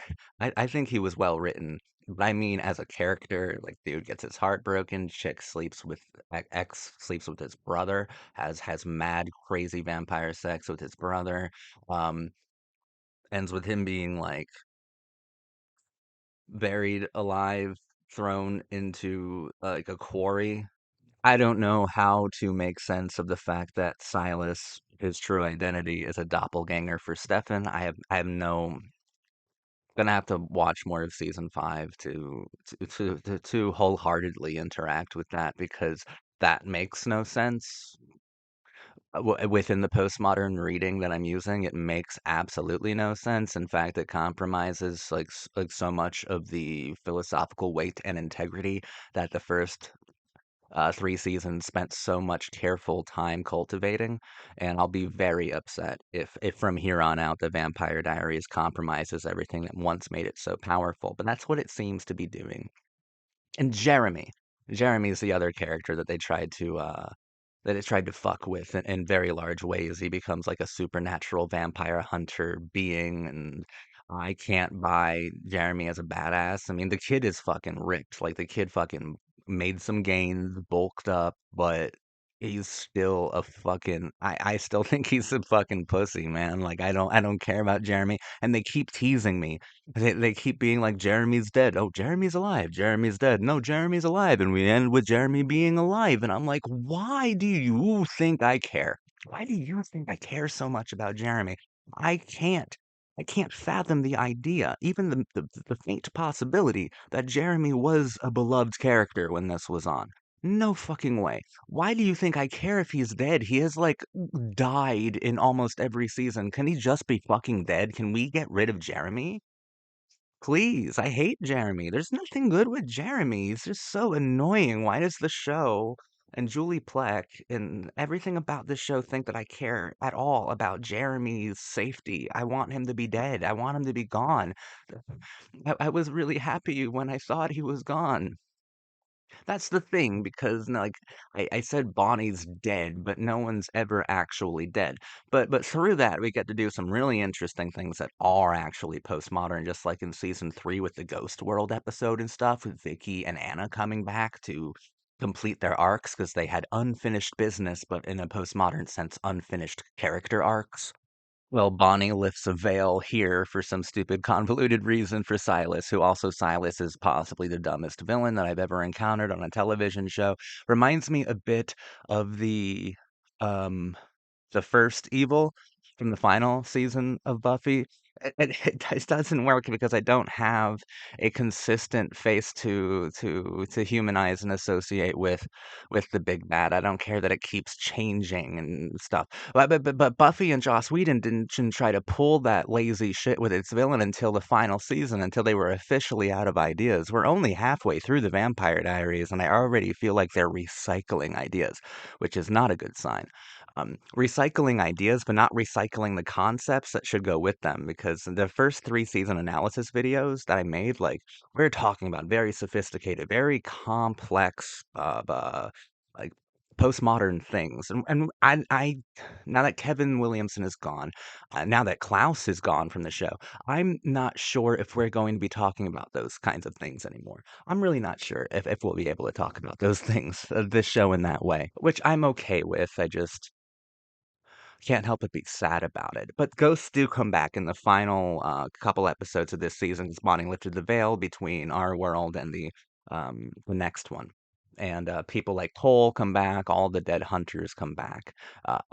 Alaric comes back, and that's sensitive and fun. Alaric and Lexi come back and help their friends, Stefan and Damon. It's pretty tender. I like that. But these ghosts come back and Cole's like really mad, and they all kind of infiltrate the graduation, which I love a good graduation on a teen show. And this is a very good graduation on a teen show. They're all infiltrating it, and it gets interesting when Cole's kind of like monologuing to camera, to his supernatural accomplices, or to Bonnie, kind of menacing her. He's like, we're all back and we're all really mad, and all of us have 1,000 different reasons to want to lash out on all of you. And you get a fun postmodern parlor trick here, where it's not the same language being used as it was used in season three. In season three, it was tender and sensitive about unfinished arcs. These characters here are these ghosts. The Walking Dead, they are just mad and they just want to make noise. That's all they want to do. They just want to be chaotic. They just want to enact exact revenge. And it's cool to extrapolate from that um, all of the different archetypal designs that had to be sacrificed upon your narrative altar so that you could complete an arc. And that works I think that works best when we're talking about the frameworks of narrative, all the different characters that had to die in order for the core cast members to graduate from high school and go through that rite of passage. Every teen show has a list of casualties, either literal or metaphorical, a list of casualties of people who had to fall by the wayside in order for characters to make it to graduation, which is normally a huge accomplishment for teen drama characters. And here we're seeing their graduation kind of being held hostage by the casualties of the narrative itself, and that's really interesting and fun. It gets wild when Klaus shows up and fucking decapitates a witch with a cap, with a graduation cap, and it's like I'm here all day. It's like, what? I love that. That was great. And then he has a really sensitive moment with Caroline. Like, even when Klaus is gone, the best parts of the show is still Klaus showing up, either as an illusion or as the real, genuine article. Like, the best thing about this show was Klaus. Best thing about this season was Klaus. And now Klaus has his own spinoff. I guess I understand why he has his own spinoff, but I feel like the mainline Vampire Diaries show is going to suffer because of it. But he got his own spinoff because he's so compelling and so captivating. Great character. But fuck, man, wish it didn't have to go down like this. I wish I had Klaus still. And I mean, I'm sure I'll see him periodically, but I wish I had him in every episode. I was kind of spoiled by seasons 3 and 4. Looking back on it, I didn't know that my Klaus time was that limited, but I guess it was. I think if any character is the heart of the show this season, it's Damon. And I like Alaric coming back and saying, "Get the girl," step outside of your archetypal limitations and get the girl. And you get the girl by not limiting the girl to archetypal definitions of a vampire. She break the sireship, um, help her feel in totality, the totality of all emotions, and she will love you. And she does. I think Damon is the heart of this show this season, and Ian Somerhalder is still an extremely compelling actor, and Damon is still a lovely character. I really love his character, um, always. Stefan's great as well, but Damon's the heart of the show at this point, because they sacrificed Elena. Like, I hate Elena now. She's just self-obsessed and narcissistic. Even when she flips back on her humanity switch, I still see her as just self-obsessed and narcissistic. And I mostly agree with everything that Katherine says to Elena about like your entire existence, your entire narrative existence has been determined by how many people are fawning over you. Like you are nothing. You are truly nothing unless you are the center of the entire world. And I think that's how I think Elena is just selfish. Honestly, everything has to be about her. And now it's to the detriment of other characters. I feel that other characters were held back by Elena's narcissism and self-obsession this season. People like Bonnie, people like Caroline, and people like even Damon were held back by just how self-obsessed Elena had become as a character. Did she get more interesting after being a vampire? Actually, no. She got less interesting, less difficult um, to interact with and explore. She was an open book, and I hated reading it. I don't like Elena. I've come to the conclusion to the realization that Elena is just a terrible character, and I don't like her as the lead. I really don't. Once again, this is saying nothing against Nina Dobrev. I think she's great, phenomenal, beautiful, and I love Catherine. This is all about Elena Gilbert and the way she's written here. I don't like her. I just don't. I love Damon and Elena together, but I'm starting to think that it's not Damon who's bad for Elena. It's Elena who's bad for everyone else, not just Damon. Elena is bad for everyone that she cares about because it's hard to believe she even cares about anything. I think she cares about the fact that people care about her. She doesn't actually care. I don't know. Not a big fan of Elena. Kind of like Rebecca and Matt. Kind of think they're cute. That's about it. I like Rebecca. Rebecca is still bratty and fun and sexy. She's cool. I suppose I just hope that this show aspires to be more than it's become at this point. Because while season 4 wasn't a terrible season, I think it fell off really hard. I think that seasons 2 and 3 were like Everest peaks. Was an Everest level kind of mastery, like really, really good. And even though season 4 is not terrible, uh, the kind of the whiplash of the quality of the downgrade in quality makes it feel worse than it actually is. And Vampire Diaries is a show that's struggling at this point. It's struggling. I have faith in Julie Plec. I have faith in the writers, and certainly have faith in the actors. This is a wonderful ensemble. Season 5 could be good. It could definitely be good, but it's gonna have to regroup. It's gonna have to redesign. And every show does redesign at this point anyway, because they're finished with high school. We're gonna have to do a pretty large recontextualization, a pretty large redesign, repurposing of its primary characters, of its themes, and of the context. Every show has to do this when the high school period is over, because we're entering a new age. That gives season 5 the opportunity to be careful, deliberate, introspective, sensitive, and postmodern again, because we sacrificed a lot of the postmodern strengths of the show for mythology that I don't care about in season 4. I want to play around with symbolism again. I want to play around with the actual frameworks of narrative, and archetypes. I want to do that again. So hopefully season 5 is a better season in every way. But once again, season 4 not bad, and I clearly did have things to talk about. I just wish I talked about things that I thought were more interesting. Because season 3, masterpiece. Season 2, masterpiece as well. And season 1 was a very interesting series of episodes. Season 4, no, not as much. Not nearly as much, but I'll be back to talk about season 5. Thank you so much for watching my video.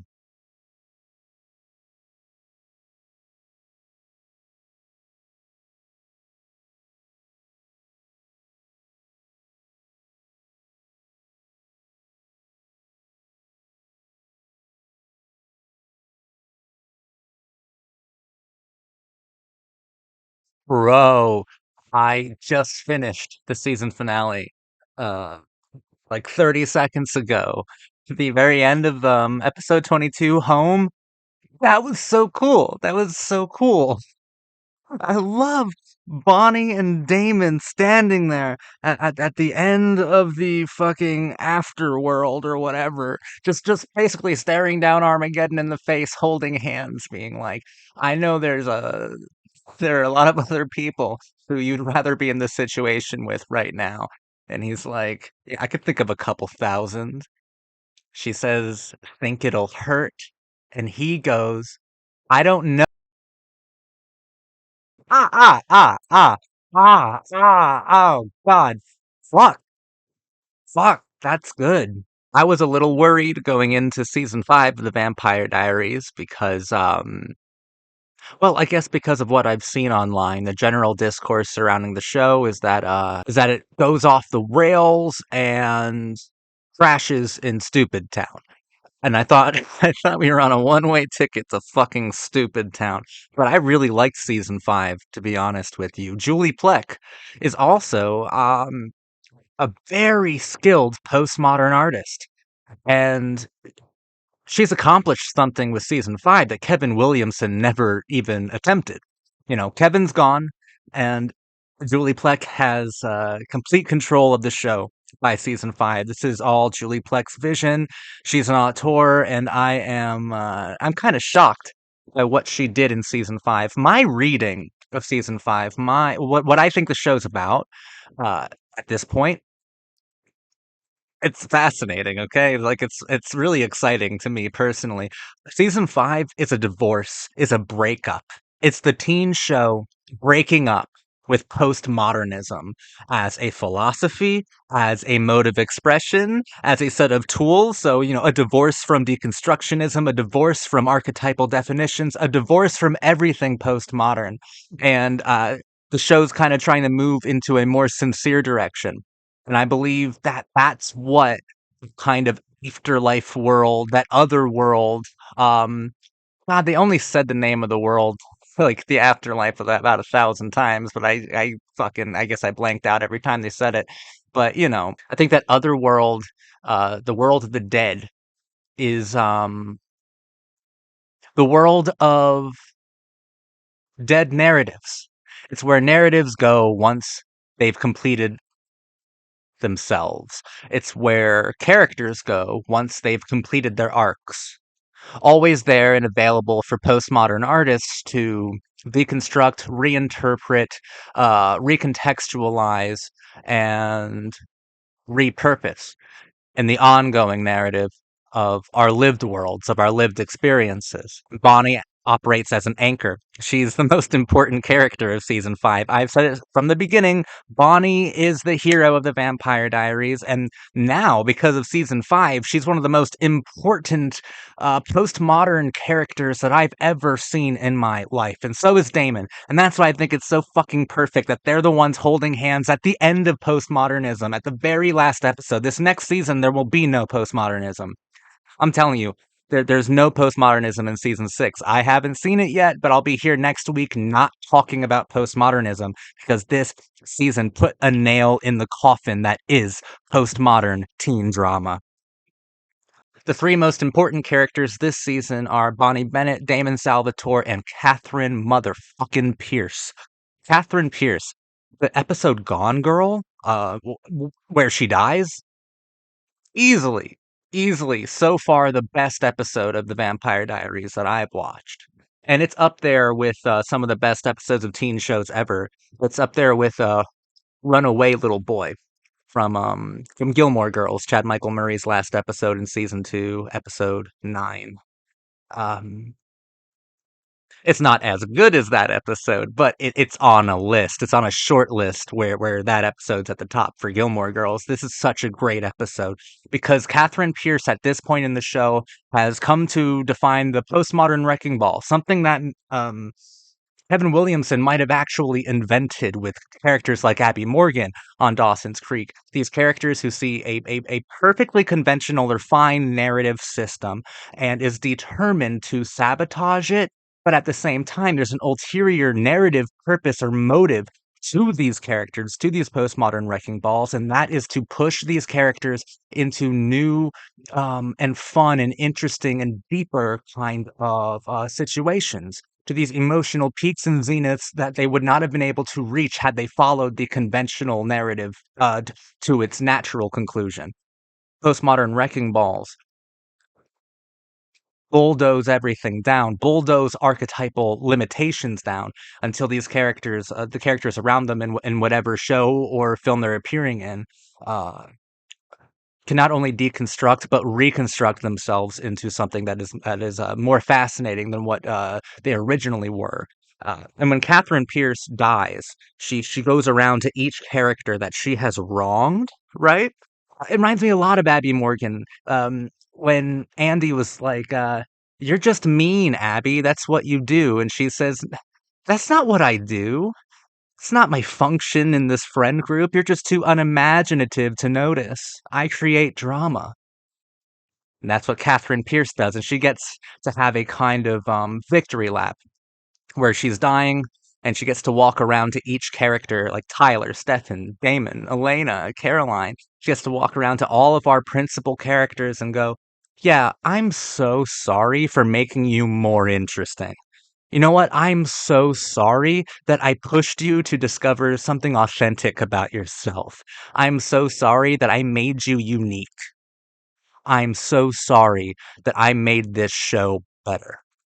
and she is the personification of postmodernism at that point, because these are postmodern elements and techniques that teen drama and teen shows, teen media as a whole, popularized a lot in the mid 90s, and used the tools of postmodernism to really redefine and revolutionize television. And at this point, Catherine is a perfect hyperpersonification of postmodernism, because now postmodernism within teen shows or teen dramas, it's viewed as poisonous at that climate, at that time. And so they're having to divorce and break up with postmodernism. They're having to kill postmodernism in a very significant way. And they're showing you what they're going to do in the death of postmodernism, because Catherine Pierce's final arc was one of sensitivity, one of unexpected tenderness. It still had that sexy, sultry viciousness that we've come to love from Catherine Pierce. And by the way, Nina Dobrev, perfect performance as Catherine. You are incredible. She had a very tender story full of pathos and pity that involved her long lost daughter.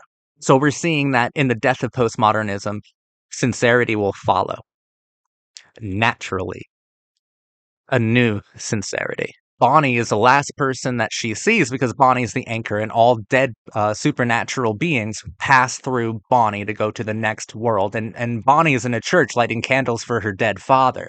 And Catherine and her have a brilliant scene where Catherine's like, "Well, I left, but I also left a lot of gears in motion here. I left the time bomb waiting to explode, my last postmodern parlor trick."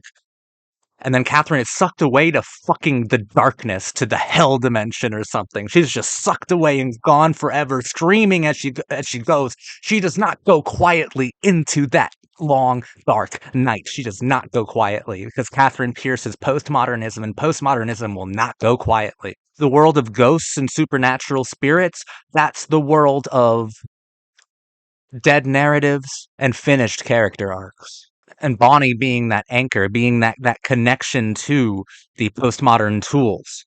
And that entire world of postmodernism, that entire world of languages, of visual grammar, of philosophy, of styles, moods, s- aesthetics, is gone in a blip. Bonnie is so good as an anchor because Bonnie has always been the most sensitive character. She was worked out that way deliberately from the very first season, because I said that Kevin Williamson takes a lot of postmodern liberties with his other characters. He's pretty tongue-in-cheek. He's kind of merciless with his other characters, but Bonnie is sincerity. And postmodernism without sincerity is vacant, is nihilistic, is very cynical. But Bonnie is the anchor. And that's why Bonnie's the anchor, because she is sincere. She is nothing but sincere. She's mad sexy, though. Oh my god, her bob, her haircut, her hairstyle this season. I just want to pounce, man. She's mad sexy, yo. Uh, where was I? Yes, and Damon is ridiculously captivating. He's turned in season 5 from romantic libertine into a sort of postmodern revolutionary. Because if Bonnie represents all the sincerity of postmodernism, all of the tenderness and sensitivities um, of postmodernism, the potential for all the sensitivities that postmodern art can bring to teen shows and teen dramas and to all narratives everywhere. She's sincerity. Damon is the nihilism that always accompanies sincerity within postmodern projects. He's the nihilism, he's violence, he's sexy, he is the hedonism that often accompanies sincerity. He's decadence, and she's purity. And they end holding hands together. The two most important ingredients of postmodernism, the two most important archetypes in all of teen shows.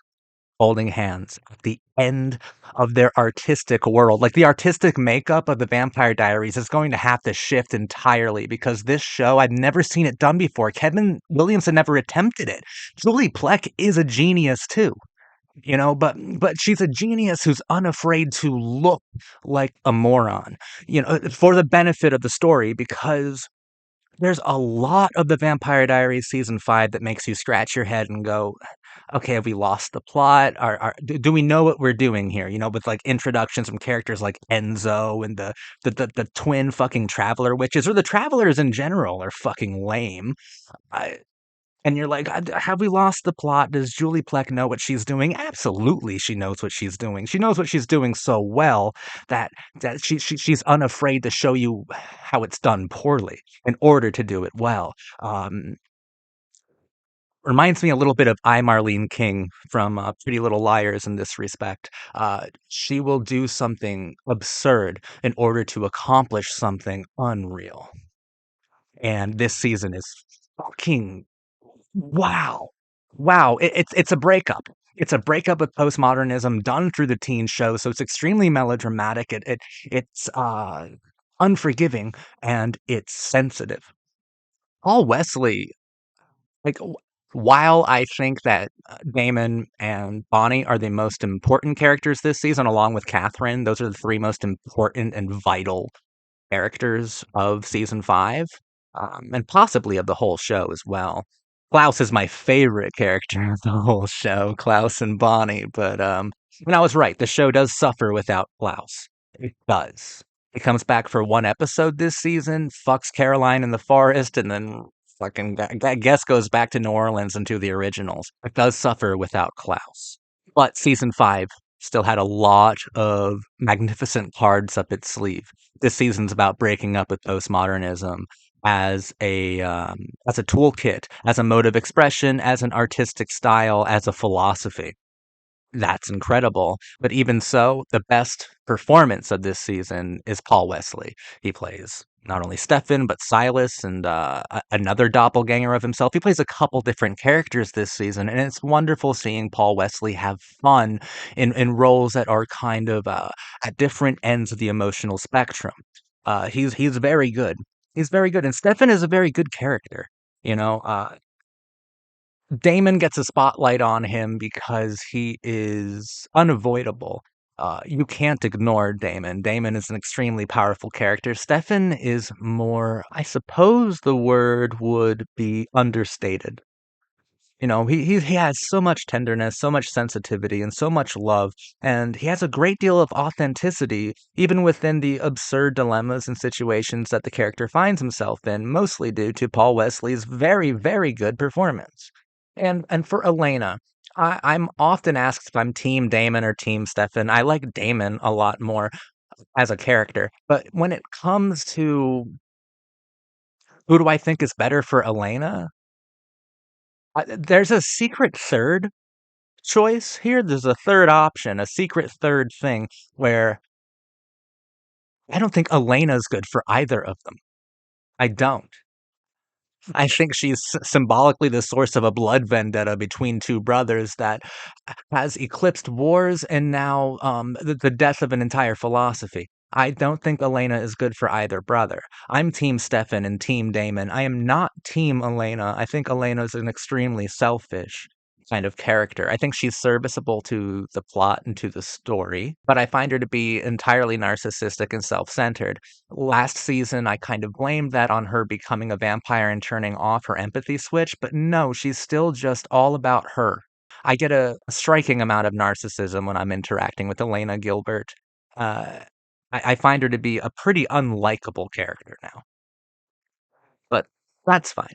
That is totally fine. She's still fun to look at, so whatever. And I know that a lot of people like Elena, and I don't blame you for liking and identifying with Elena. There are a lot of good qualities. It's just I feel like she uses both Damon and Stefan.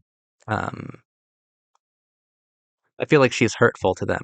I know that the entire point, the secret of the Vampire Diaries is that everyone is abusive, every single character. Elena's so oblivious about it, I guess. To me, she doesn't take responsibility That's neither here nor there. I just don't really like Elena.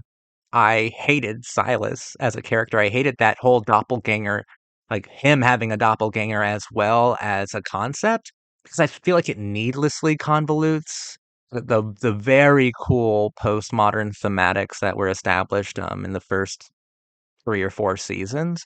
Now we have two doppelgangers. Elena is actually like less special, which makes her seem even more narcissistic. Because I can understand being narcissistic if you are like this single doppelganger, like if you are the narrative's double given physical poetry. But now there are multitudes of you, and Stefan is like the most selfless fucking guy on the planet. The narcissism is magnified. I just prefer it. I prefer the thematics and the concepts of the show to provide us with like one set of doppelgangers, Elena and Katherine. I don't really get a whole lot of new deepness or richness to that metaphor with Stefan and Silas. I don't. I really don't. But it's fine. Like I said, the show is not afraid to explore a lot of dead ends, a lot of different avenues. And the ones that it goes all in on, like breaking up with postmodernism as a concept, as perfectly hyper personified and expressed through not only Catherine Pierce's death, but the entire destruction of the ghost world, of the afterworld, cataclysm, postmodernism's Armageddon. It was poetry. It was deeply poetic. I love that. I love that a lot. 2 seasons in a row of hanging on a cliffhanger where Bonnie is dead. Wow. Wow, this show. But since she's holding Damon's hand, they're not going to get rid of Damon. No way. No way. Damon and Bonnie will be back. I would be truly shocked if they didn't come back. I think a good way to view television is as like seasons as they're not. You gotta view them in contradictory ways. Like seasons are kind of self-contained series of episodes telling their own narrative, but you also have to view them as informing all of the other episodes and all of the other seasons. So you have to view them both as self-contained, 22 episode long arcs, but also not self-contained 22 episode long arcs as part of a greater whole. But if we view it in the more self-contained kind of idea, these 22 episodes, I think, are wonderfully structured, uh, very fascinatingly paced, and no matter what happens in season 6, I think postmodernism is gone. The show destroyed postmodernism. It's gone and it's not coming back. So we're going to get something more sincere. And most likely, if it's more sincere, it's going to be more melodramatic. And therefore, we might go to Stupid Town soon. That might be the next stop on the Vampire Diaries train, which I, at this point, would be comfortable with. 5 glorious seasons of postmodern brilliance. That's what I've got so far from the show. Um, so when Damon and Bonnie ultimately, eventually, most likely come back in season 6, uh, this ending of season 5 is doesn't take any power away from it. It's still entirely profound, and it's still one of the coolest things I've ever seen. You know, I hope that Julie Plec and the writers and the cast too.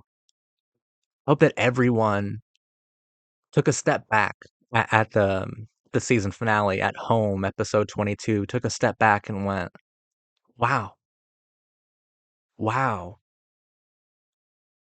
they really fucking did something here. It's a massive accomplishment, and I'm just so impressed. I really am. So yeah, I was worried going into this season. I thought that this is where things were gonna start to get real bad because season 4 had a few moments that were difficult to sit through. And so did season 5. But season 5 also had something a lot more powerful, and it's going to resonate with me for so long. This is the breakup. Postmodernism is dead.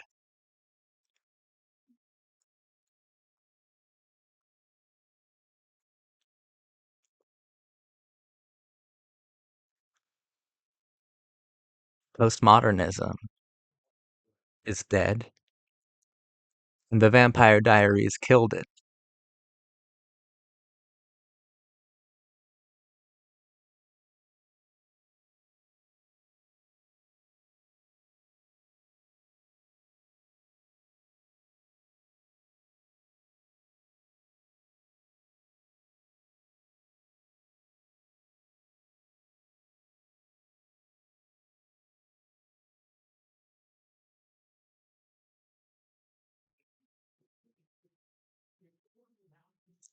The Vampire Diaries season 6. What am I gonna say about this season? What am I gonna do? What am I gonna say? Um, so I thought season 5 was really, really, really cool. Fucking dope. I thought it was sick. I loved it. It was awesome. Uh, and I said in season 5 that what my reading of it, what I thought made it so cool was that I thought it was I still think it is. This is how I view season 5 of the Vampire Diaries, as a breakup, a divorce from the teen show, from the teen drama and postmodernism. And this is a postmodern show, and I saw the end of season 5 being like a separation from its own philosophy. It's no longer going to be a philosophically postmodern show, which is cool. And I thought it was just so beautiful. With Damon and Bonnie standing there facing down Armageddon, you know, Bonnie representing the sincerity of postmodern art and Damon representing the nihilism of it. And they always come hand in hand, and they're there at the end of the world, at the end of their philosophy. Then they're lost, gone. Beautiful. And I said in that video that I don't think we're going to be talking about postmodernism anymore on the show. But if I'm reading Julie Plec and the writers of the Vampire Diaries correctly, postmodernism will no longer be important to talk about. And I was right. The Vampire Diaries Season 6 is a show that's trying very deeply to be sincere. We spend a lot of time talking about family. And family is a pretty sincere topic to discuss. And I mean, it's talked about genuinely within the show. We talk about Damon and Stefan's mother, Caroline's mother, her passing, her death. We talk about family. We talk about obligation. We talk a lot about sincerity. This is a show trying very deeply to be as sincere as possible, as meaningful as possible, and as earnest as possible. So we are no longer dealing with postmodern mechanics, postmodern archetypes, postmodern situations. We really aren't. What used to be a show about how the past projects upon the present, how the present is a projection of the past, uh, we're no longer concerned with those kinds of paradoxical postmodern conundrums of narrative. In fact, Damon and Bonnie, they're not dead or anything. They are trapped in a prison universe, stuck in time. So time itself is now a prison. And I think it's very interesting that first prison world that Damon and Bonnie are stuck in is within the early to mid 90s, which that is when postmodernism kind of had its chokehold firmly on culture. Uh, and it's just saying that is a prison and they are breaking out of it. This show is no longer a postmodern show. They are breaking out of the 90s iconography. They're breaking out of it. And I love Bonnie and Damon so much. Uh, if anything still works really well, it's Bonnie and Damon and their newfound kind of fun dynamic here. I love their friendship, their dynamic, their relationship. I think it's gorgeous. I think it's wonderful to interact with. Their shared arc is incredible, and Bonnie was put through so much. Bonnie is still fucking wifey. She's still my wife to the core. Marry me, Bonnie Bennett. Find me a girl like Bonnie Bennett, audience, please. I think I've given you enough videos. I've given you enough things. Give me a fucking Bonnie Bennett wife. Come on, pay me back in some way. Bonnie Bennett is so cool, and she was pushed to extraordinary limits. And I like that she has become kind of the de facto lead now, mostly because the show is sincere, and she has always represented sincerity. She's the most sincere character on the whole show, and therefore the most heroic, because I think that even when the show was postmodern to the core, it viewed sincerity as the most heroic virtue possible. And Bonnie always exhibited sincerity.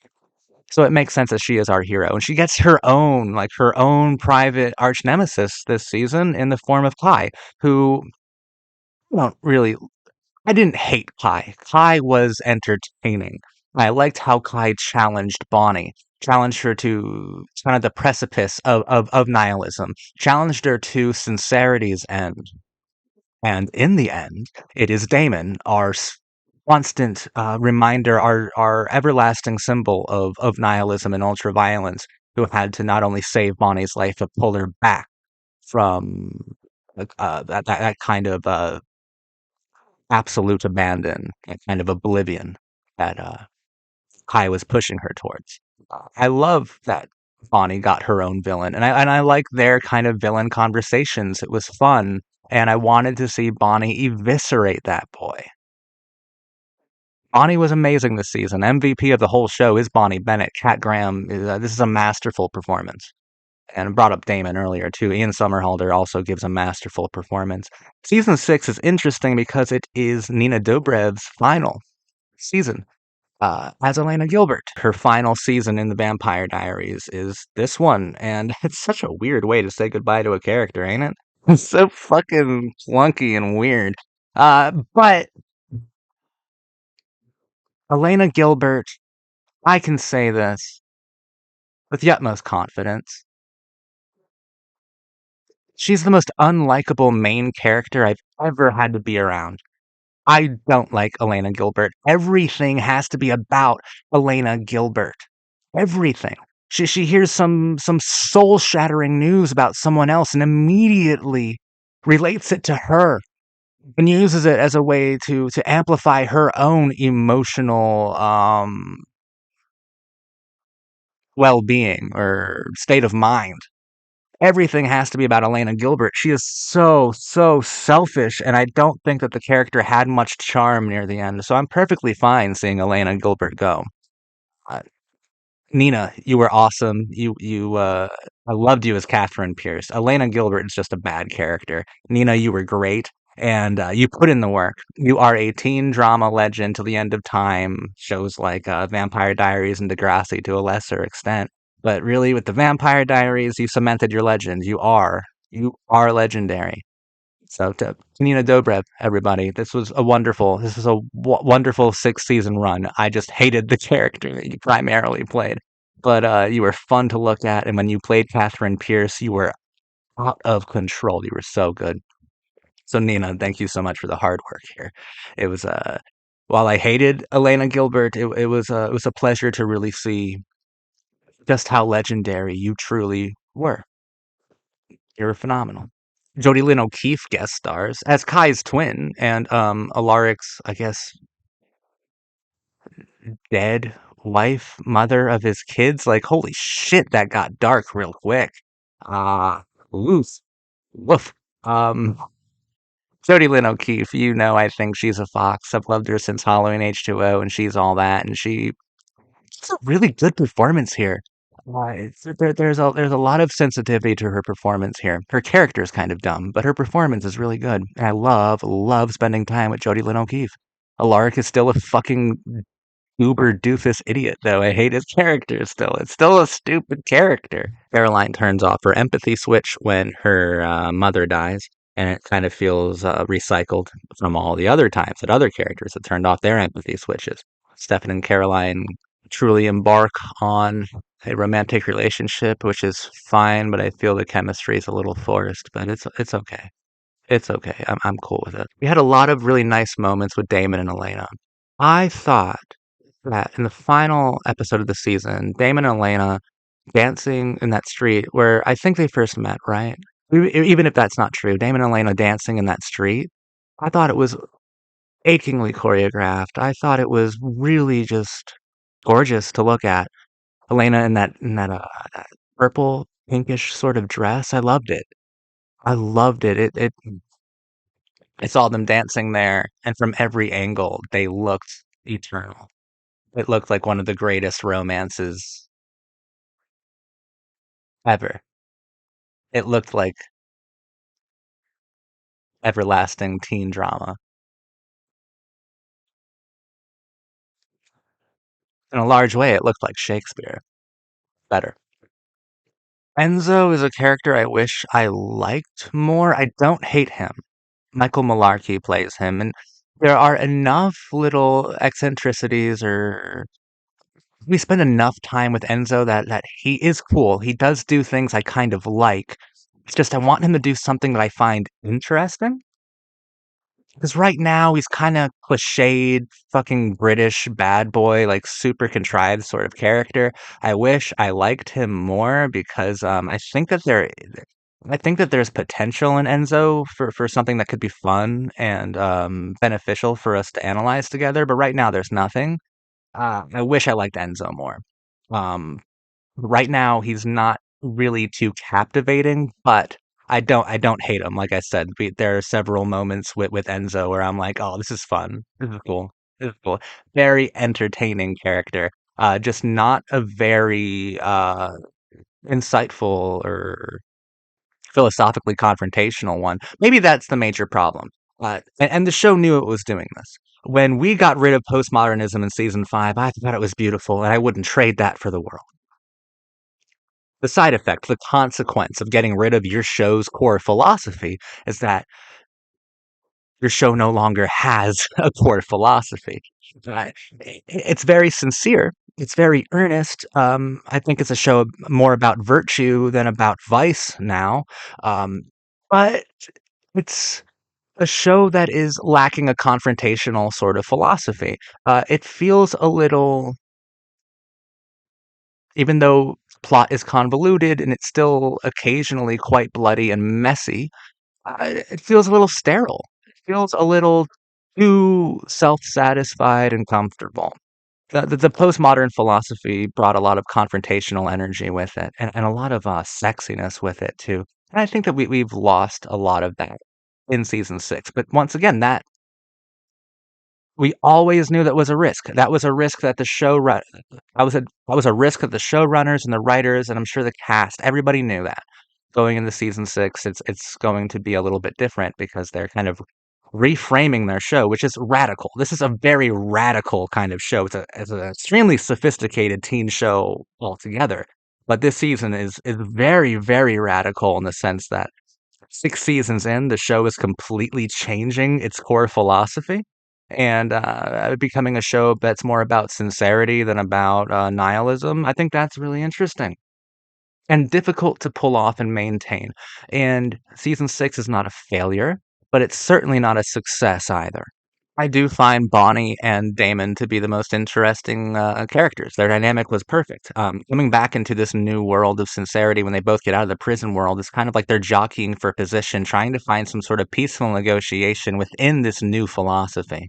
Sincerity and nihilism will always duke it out, no matter what the philosophy is, and they come to some sort of arrangement. They come to a mutual sort of I would actually say adoration for each other, love in a large way. These two philosophical concepts, and that's where Julie Plec and the Vampire Diaries overall vision comes together quite beautifully in the final episode. If you just follow the thread, the narrative concerning Damon and Bonnie's dynamic, then you're gonna have a great time. Then it's gonna be, I think, really fruitful to watch develop and to analyze as it goes on. Everything else is uninteresting. Everything else is too convoluted to be engaging. Everything else is borderline fucking stupid. But it's a good time still. I still have a good time with this show, and I understand what it's trying to do philosophically, which is entirely radical. It's trying to become something new and different and something that is more helpful than it is detrimental, something that is actually here to guide its viewers. Vampire Diaries season 6 is a show that's trying to be virtuous. But then we'd have to get into a whole discussion about the value of virtue.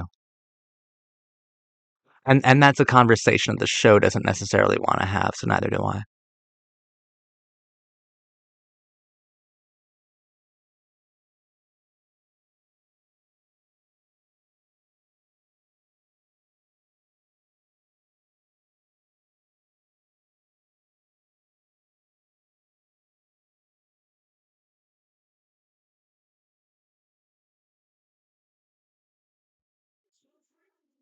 I'm your cult boyfriend. Today we are talking about the superhero film X-Men Days of Future Past. Here you have Mystique, Wolverine, and Quicksilver. Hold on a sec. Yeah, are you sure?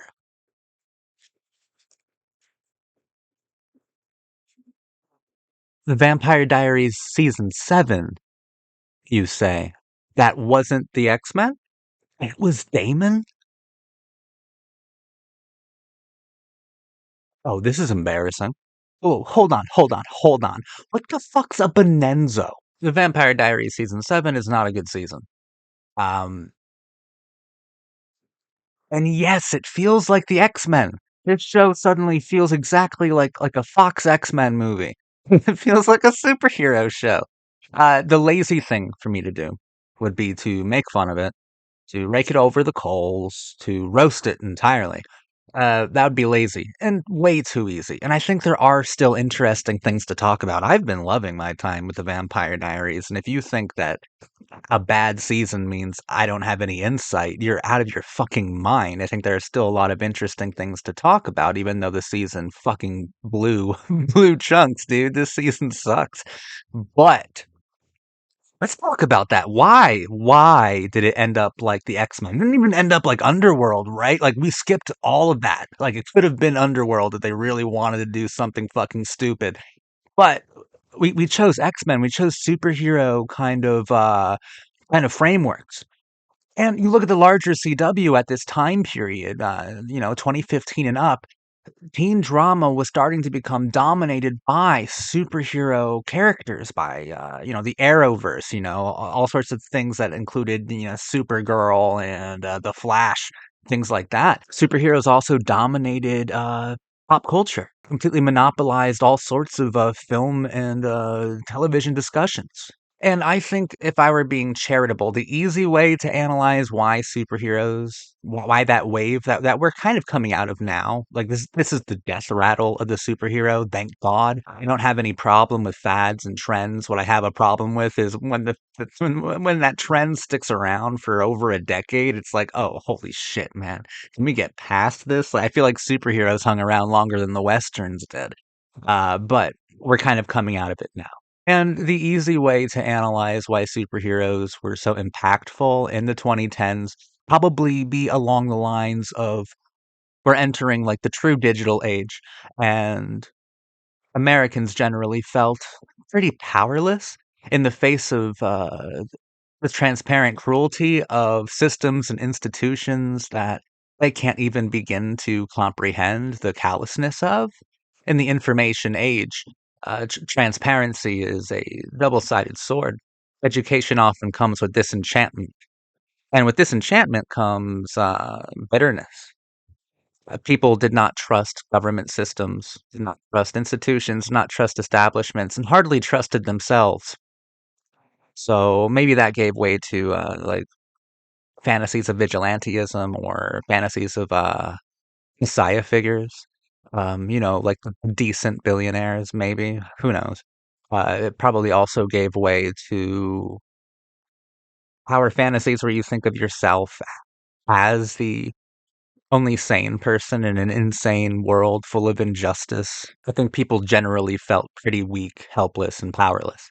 And they're able to look at characters, like within the Marvel and DC universe writ large, and they were able to identify with them in a large way and feel better about themselves. Because there's a sense of security to interconnected universes too. You feel secure there. It's an alternate universe that's kind of like your own. It's alien yet entirely intimate. There's a sense of security when it comes to media always. And interconnected universes, I think, come with a sense of security. The downfall of superhero kinds of philosophies is that that they foster insecurities. They foster dangerous examples of bravado, extremely simple solutions to massively complicated questions. And also, the superhero genre is far too malleable, far too easy for insidious mega corporations to exploit. Because, like I said, they most likely became so prominent because people felt so weak and helpless, and people who feel weak and helpless are the easiest ones to exploit for financial gain and cultural power. There's a lot riding with the superhero thing, but superhero stuff also completely dominated teen dramas and teen shows in the teen world. And I don't think it's just because that was popular. I don't think it's just because it was everywhere else. Why wouldn't it be in teen shows? Because I think the melodrama and the over heroics of the superhero genre kind of fit a little too nicely within the teen drama scope, which is already exaggerated and melodramatic to begin with. And I don't necessarily think that I think that all kids in a pretty big ways feel kind of helpless and weak. But I think that's always been the case, not necessarily like systemically weak. They feel weak because they don't really have a voice, or they're controlled by parents or by their school, or uh, they're starting to realize how small they actually are, like relative to how many people are on the planet. It's simple stuff like that. Now those kinds of fears are being given like a megaphone, and that's when you get to Arrowverse. That's where you get to most of the CW shows, 2015 and beyond. The Vampire Diaries didn't start off this way. The Vampire Diaries took a fucking U-turn and drove as fast as it could to the Xavier School for Gifted Students. Like, this is the X-Men now. These characters are part of the X-Men. It's about superhero team ups and convoluted bits of lore. It's about sexy people with sexy amnesia. It's like, what the fuck is happening? But I do think the Vampire Diaries is a lot more clever than all of the other things that borrowed from superhero frameworks, and the Vampire Diaries season 7 clearly did. There is a fair amount of melodrama, and there is romance this season, but it is primarily now a show about superheroism. It's a show that has more in line with a comic book than with Twilight, honestly, which I think is a mistake, but I guess it makes sense given the context. And that's where we get into something interesting, because teen shows, I think that art can change its context, but can't necessarily change itself. We can change our context, but we can't change ourselves. So the Vampire Diaries and the teen show as a whole in this exact time period started adopting and started becoming superhero shows. But everyone looked at the CW differently because everyone knew that the CW was still, it was still, for all intents and purposes, the WB. It was still teen show proper. The teen show can change its context, but it can't change itself. The Vampire Diaries is still a teen show, but it's trying to completely inhabit superhero visual and philosophical grammar. And the fascinating bits of analysis enter into the arena when we start talking about the characters themselves. They start to become superheroes, right? But they're merely changing their context. They're not changing themselves. So the Vampire Diaries season 7 accidentally, I think, is doing something quite brilliant, which is showing how the frameworks of expression, the frameworks of narrative, are always with a poetic limitation, especially the archetypes within them. It actually exposes like archetypal limitations, which I think is kind of phenomenal, because archetypes are in every form of narrative, and the archetypes we see here in the Vampire Diaries, uh, projection of the past upon the present, in every form of narrative. And archetypes can change their context, but they can't change themselves. And this goes beyond a teen show, goes beyond superhero stuff. We're getting to the core of American shared narrative psychologies. That's awesome. And I've never actually analyzed diaries before. I mean, it's called the Vampire Diaries, and when Elena was still around, we'd kind of be grounded by her writing in her diary. Stefan obviously obsessively writes in his own. And in season 7, we have characters like Caroline and Stefan keeping a diary for Elena when she wakes up because she's in sleeping beauty mode. Um, and I've never actually talked about diaries before. I always thought diaries were a kind of illuminating and exposed just how postmodern we always view our lives, because a diary is episodic in nature. A diary is highly directed and curated in nature. It's you taking your own life, and you don't even have to provide a highlight reel. You don't even have to tell the truth in your diary, right? You just write down where you're at, and it comes off episodically. Television has always been in the blood of Americana. It's always been in the blood of the diary, and a diary is a history of the self, a history of the heart, a history of its wants, desires, needs, and focuses. And diary itself is a fascinating concept, especially when you can extrapolate from that and make it larger. You know, what is the shared human diary? Uh, it would have to be episodic, so it would have to be television. And television, change your context but can't change yourself. The present is a projection of the past.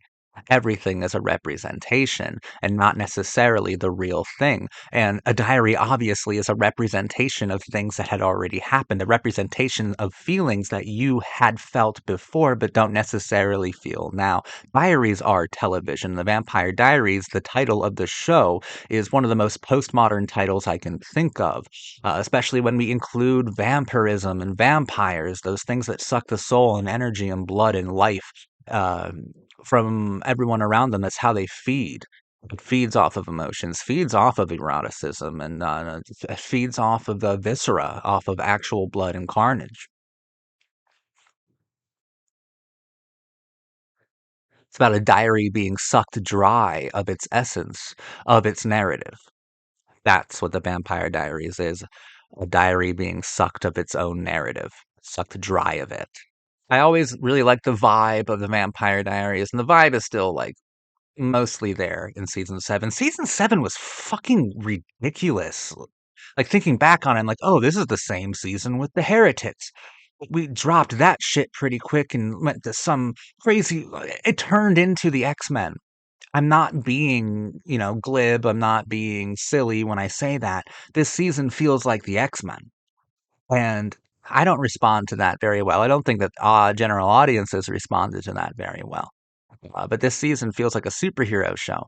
And, Buffy the Vampire Slayer was also, at least in part, a superhero show.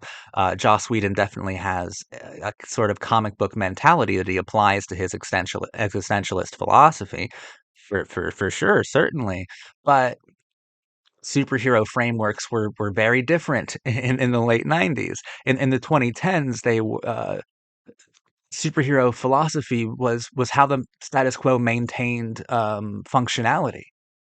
Like it's different now. It no longer has that kind of existential zest that it had back in Sunnydale and Mystic Falls. The superhero philosophy, I think, is um an irritating force of the narrative expectations within the CW at the time. And there were 1,000 different things you could have done coming off of season 6, and turning your show into the X-Men was not one that I predicted. I didn't see this shit coming, but holy fucking hell, Batman. Wow. There are silver linings. I think that Ian Somerhalder and Kat Graham are still firing on all cylinders. I love their dynamic. I love a lot of the things that they do, especially together. Nihilism, sincerity, the nihilism and sincerity of the Vampire Diaries, jockeying for position and dominance, control, and trust uh, for the soul of the show itself. And Bonnie, fucking love you so much. I finally like a love interest that you have. I think that you and Bonnie and Enzo are adorable. That episode where Enzo, I think it's a New Year's Eve dinner, and he does all the lights up, and she looks beautiful in her dress, and he's just so charming and suave, and they're hot together, and I buy it, and it really brings out a lot of sensitivities within Enzo. And Michael Malarkey gives a great performance this season, but the relationship brings out a lot of sensitivities within Enzo that I love to see. I love that protectiveness. I love that he loved Bonnie just as much as I do. you know And I love seeing Bonnie, I think truly turned on and truly in romantic moments and truly feeling love and all of that. I love Bonenzo. I love Bonnie and Enzo. Didn't think I would. Didn't think I did. Didn't even see it coming. I had no idea. But they look remarkable together, and the chemistry is there. I love them together. That is so much better than Jeremy. Fuck you, Jeremy. Enzo. Now that is a fucking boyfriend right there. Okay, Bonnie, we're good here. But you be nice to my wife, Enzo. You be nice to her. I'll fucking rip your heart out, dude. Honestly, it's not really worth talking about much of the specifics of this season because it is just Marvel Comics. It is just the X-Men. It doesn't really matter. Want me to talk about how fucking shit insane Alaric and Caroline were with their fucking twin babies? Want me to talk about how insane that is? It's just fucking stupid. Welcome to Stupid Town, everybody. We finally arrived. It's pointless to talk about these things. I can't even analyze the heretics or Damon and Stefan's mom. There's nothing truly there. It's such a bizarre season. It's just so fucking weird. Like, who in the writer's room went, You know what this should be? This should be the X-Men." Said that? Whose fucking genius, 100,000 IQ galaxy brain idea was that? I don't even blame the show. I would not be surprised if the CW was like, okay, this is what kids are responding to. They're responding to Arrow and Supergirl and The Flash. This is what they're responding to. So your show has to kind of be more in line with the other shows on the CW, so we have like a uniform approach to teen shows and teen dramas. That would make sense, and it also speaks to how television is a fascinating medium because television forces change immediately without much care, for the dignity of the projects that they're forcing the change upon. But like this season kind of proves, I think accidentally, but still proves brilliantly nonetheless, you can change the context, but you can't change it. We can change the context, but we can't change ourselves. Teen dramas, teen shows will always be teen shows. Archetypes, eternal archetypes will always be those archetypes, no matter the context that they're appearing within. These are fascinating topics that the show in its seventh season completely explores and explores to its ultimately convoluted and messy ends. Like it's just such a fucking exhausting mind fuck this season. It's bizarre, and I know that others who worked on the show work in the superhero teen drama art form. I think Caroline Dries, I've seen her name a lot of times in the opening credits of this show, and I know that she was the showrunner of like Catwoman.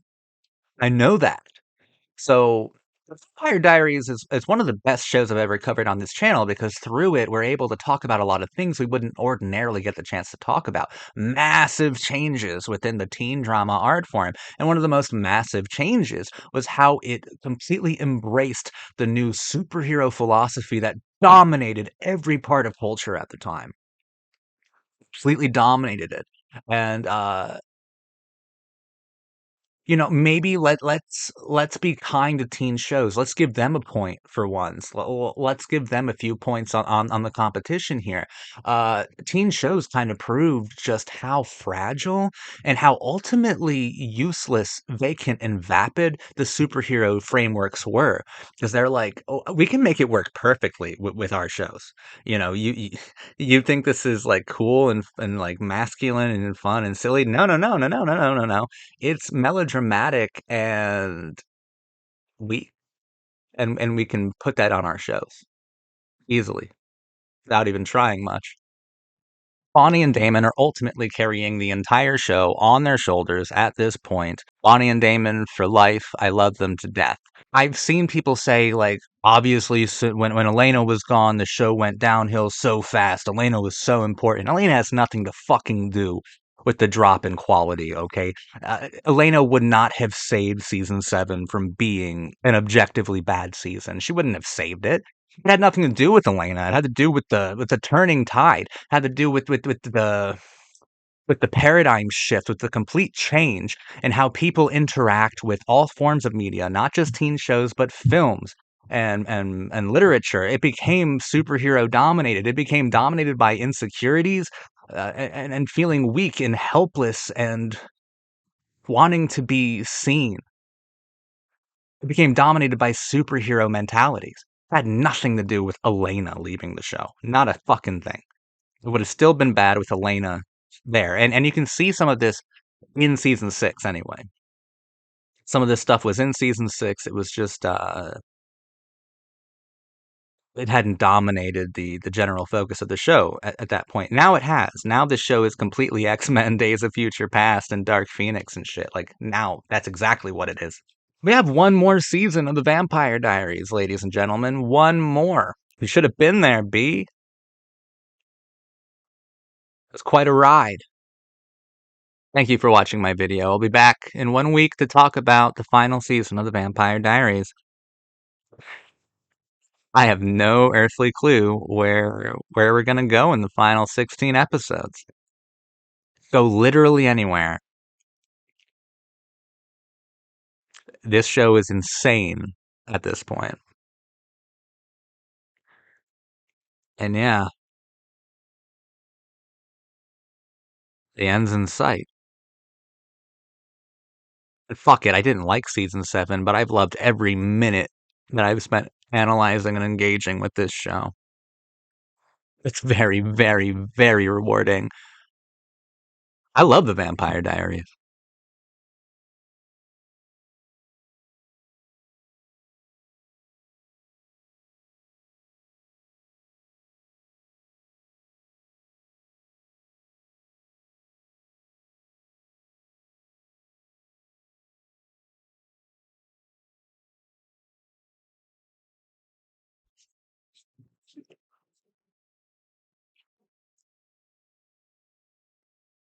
Welcome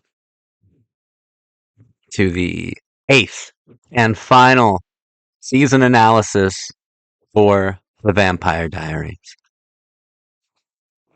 Where to begin? Where to begin at the ending? First of all, I've greatly enjoyed my time in Mystic Falls. I've had a blast with this show. It's been a true roller coaster of not only philosophy but of romance and tenderness as well. I loved spending time with these characters, especially people like Bonnie Bennett and Klaus and Damon. I loved spending time with these people. Really taught me so much in the way of postmodern art. And I think the Vampire Diaries has helped me view my own life differently. Because season 8, while I also don't think it's a very good season, I think it's better than season 7. Not by much. Like, that's nothing to brag about, truly. There is quite an eloquently stated thesis in the final episode called I Was Feeling Epic. I was feeling epic is a wonderful statement in and of itself. There's so much audacity to the Vampire Diaries that the final episode being called I Was Feeling Epic and then even having Stefan say it to Lexi, like as he's dead, leaving the high school, which by the way is so powerful in and of itself, right? Postmodernism is leaving the teen drama, leaving the frameworks of narrative itself, and it's going to find peace. And it's like, well, that was beautiful.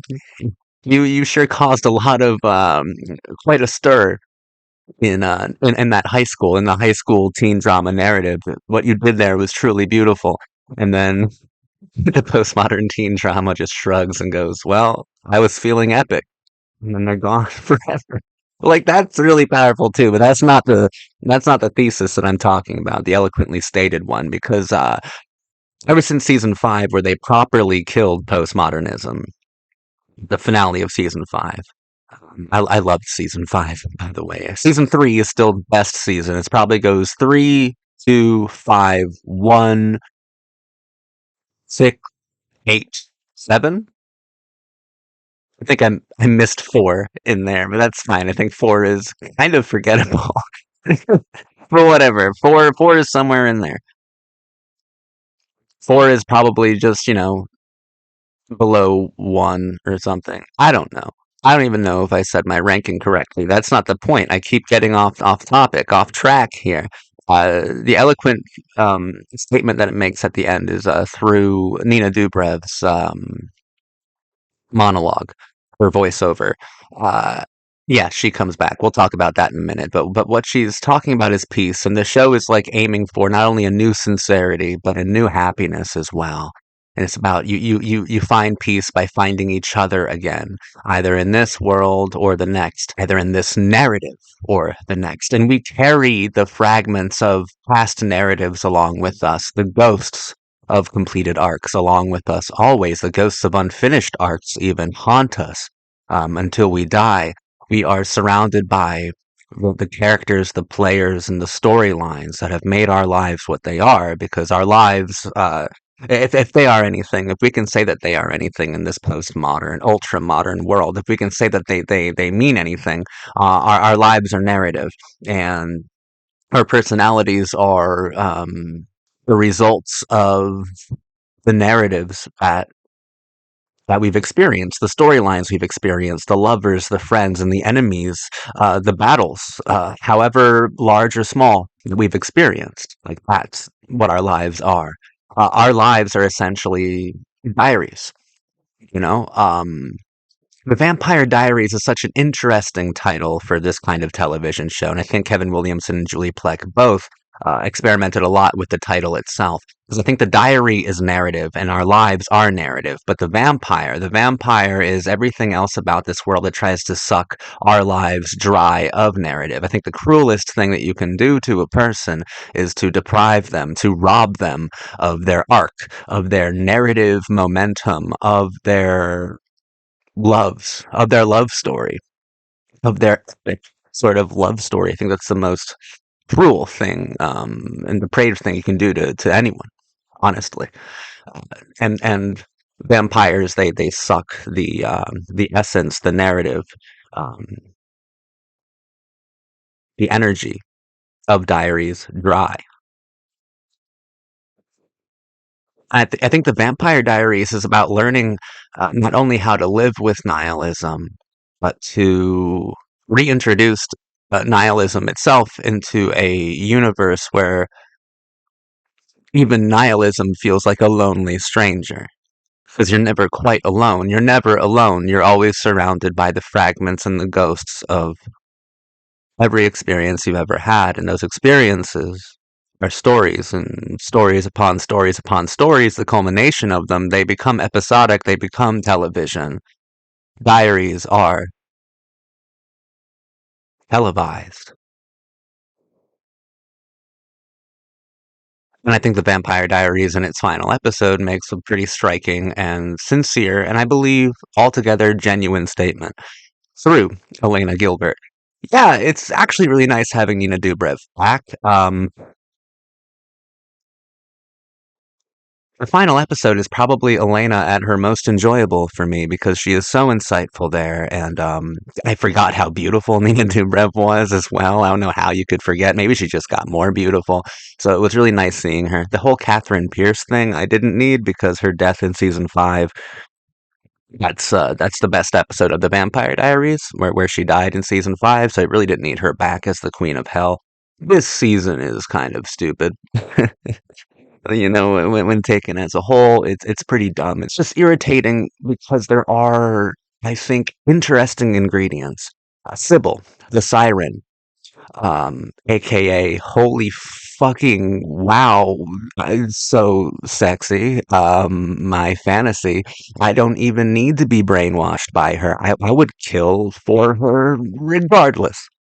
I'm fine doing that. Sybil was really cool. I just think she was used in the worst possible ways. I didn't need the Vampire Diaries to go full Anne Rice on me. Like, Lestat fought the devil or whatever. I don't need Damon to fight the devil as well. I don't need the devil in Mystic Falls. I don't need that. It's audacious, sure, but I think there was a lot we could have done with the sirens, especially Sybil.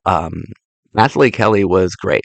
Uh, super beautiful and super twisted. Like we didn't really need Catherine Pierce because Sybil was occupying that sort of that kind of vixen femme fatale seductress like perfectly. We didn't really need Catherine Pierce back. Catherine Pierce is better than Sybil for sure, but I think Catherine Pierce's death um, was beautifully rendered and expressed and told in season 5, and they ran the risk of ruining that, bringing her back for the series finale.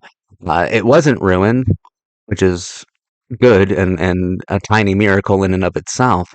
But we really didn't need her archetype at all because it was being occupied by Sybil, who was doing a great job. I thought Sybil was cool. I thought that Damon and Enzo being under her control were pretty cool as well. I like the dynamic where Enzo is like trying to fight it, you know? I like that a lot. Enzo is pretty cool here. This is probably Enzo's best season, hands down, no question. He was phenomenal this season. His storyline was kind of tortured, and I feel like there was a lot of passion to Enzo's storyline, and he was unbelievably tender towards Bonnie. I loved Bonnie and Enzo this season. Again, I think that they are epic, and I think they're really really interesting to invest not only your time but your emotions in as an audience member. I loved Bonnie and Enzo together, and Bonnie, of course, continues to be not only my wife but the greatest fucking character on the whole show. And I think from the first season all the way up to the last, she has the most truly expressed and realized arc out of everybody. Her standing there pushing back Hellfire, and then all of the other Bennett witches come up beside her and they push it back with her, and it speaks to that lineage, that lineage of the Black Witch, that lineage of the history repeating itself, or the past projecting upon the present, the history, the society, the spectacle, and all at once it transcends it as well, with all of them coming back. And it speaks to the show's primary sentimental thesis at the end, where everyone from your past are always with you, all of the narratives, and I assume that that's also by blood, especially since it's called the Vampire Diaries. Blood plays a rather primary role metaphorically. Your family are always with you as well because you carry the genetics of past storylines, familial ones, ancestral ones, the storylines of your ancestry. Uh, it would have been lovely to have Bianca Lawson there as well, but not everything can be perfect. Maybe nothing can be perfect, but that would have made Bonnie's storyline, her completion of her arc, one for the ages. If only Bianca Lawson were there. That's all it was missing. Emily Bennett, for those who don't share my shameless obsession and crush on Bianca Lawson. So even ends with Caroline opening up a school with Alaric, right? Like school for gifted youngsters. It's like not even trying to hide it. It's like we are the X-Men. That's what we do now. We are the X-Men.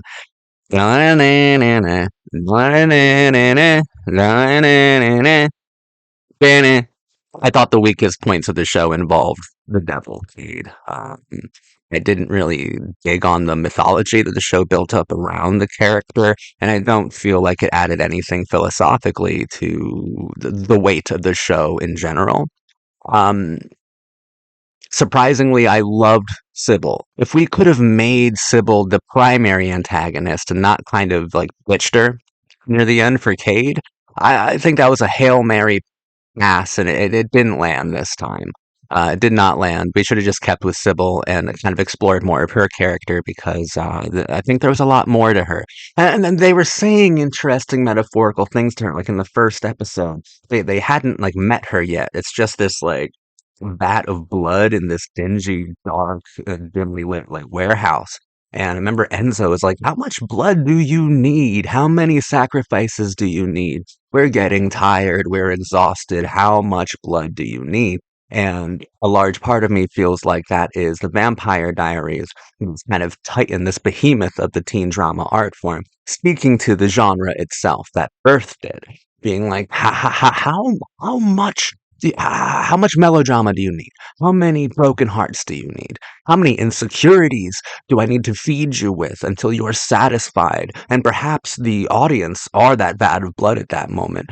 Um, Metaphorically, and then it changes when Sybil comes out at the very end of the episode, and Sybil is that siren song that draws insecure and heartbroken or lovelorn young people, young men and women, to the genre itself, or the archetype that draws all of the other archetypes to that specific sort of narrative system.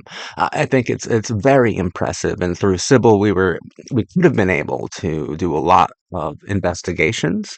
Um, into realms of narrative and sincerity and nihilism as well, and sexiness, because sexiness is a huge part of the Vampire Diaries, and I've always admired the show for its sexiness. We could have done a lot of investigation there, uh, a lot of explorations and experimentations that we came so close to doing, like when Sybil was trying to get complete control over Damon. She knew that Elena was still in his head, occupying his very spirit, his soul, his true wants and desires. And she would go in there and replace Elena with herself. And that is saying a lot about narratives, too, and about how they can be invaded upon. About how invasive antagonistic elements truly are, how new villains can come to evacuate the role of the savior within all of us, our own personal saviors, our own personal loves. Um, Narratives can be changed, and they can be changed viciously.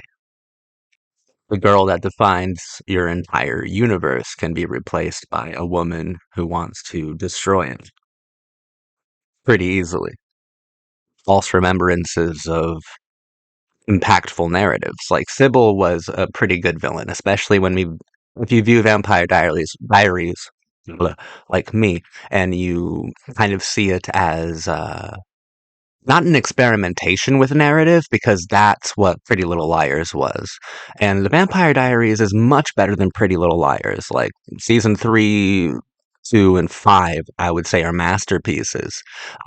It's not an experimentation, it's a transcendence of narrative. It's a transcendence of postmodernism. It's even a transcendence of sincerity itself, until we can get to a new happiness. Because happiness is truly the goal of sincerity, right? Happiness is truly the goal of narrative. Happiness um, is truly the goal of our lives. We would like to be happy, because through a meaningful sort of happiness, through a significant happiness,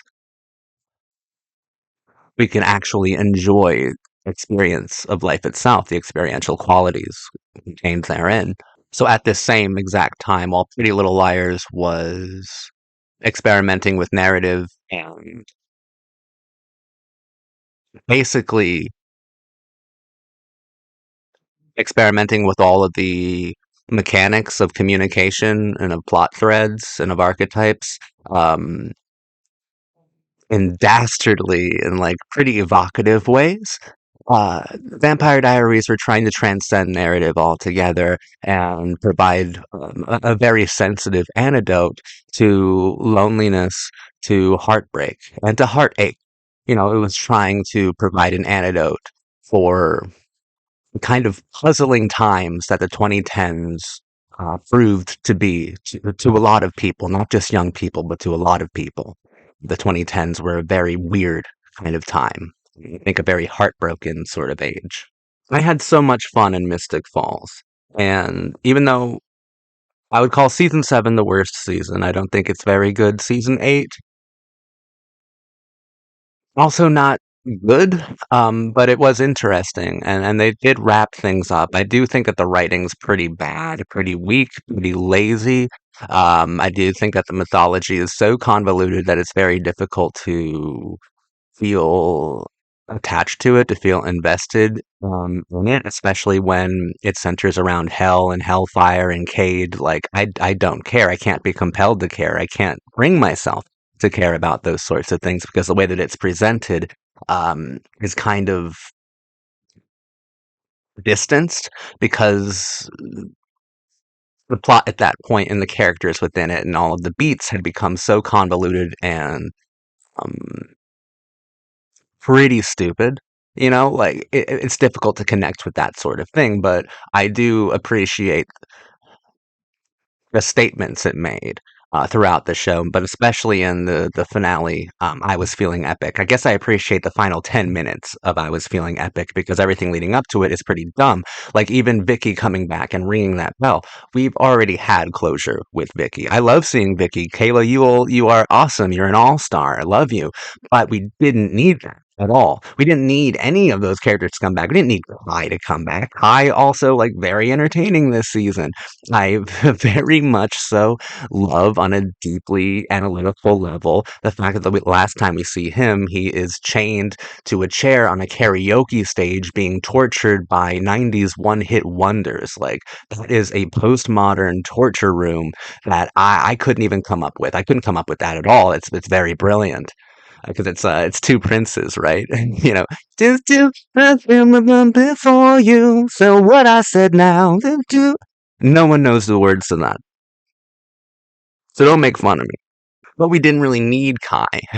We didn't need a lot of these people. Vampire Diaries is pretty efficient and pretty capable and pretty trustworthy when it comes to completing arcs. Like, even in season 3, I thought one of the most brilliant things about it was like the Ghost World arc, where they brought back Anna and Vicky and a couple other ghosts to finish their character arcs. The Vampire Diaries is a show that's devoted to completing character arcs. So bringing back all these characters, like, actually, you guys completed your arcs, and it's not necessary to engage with you anymore right now.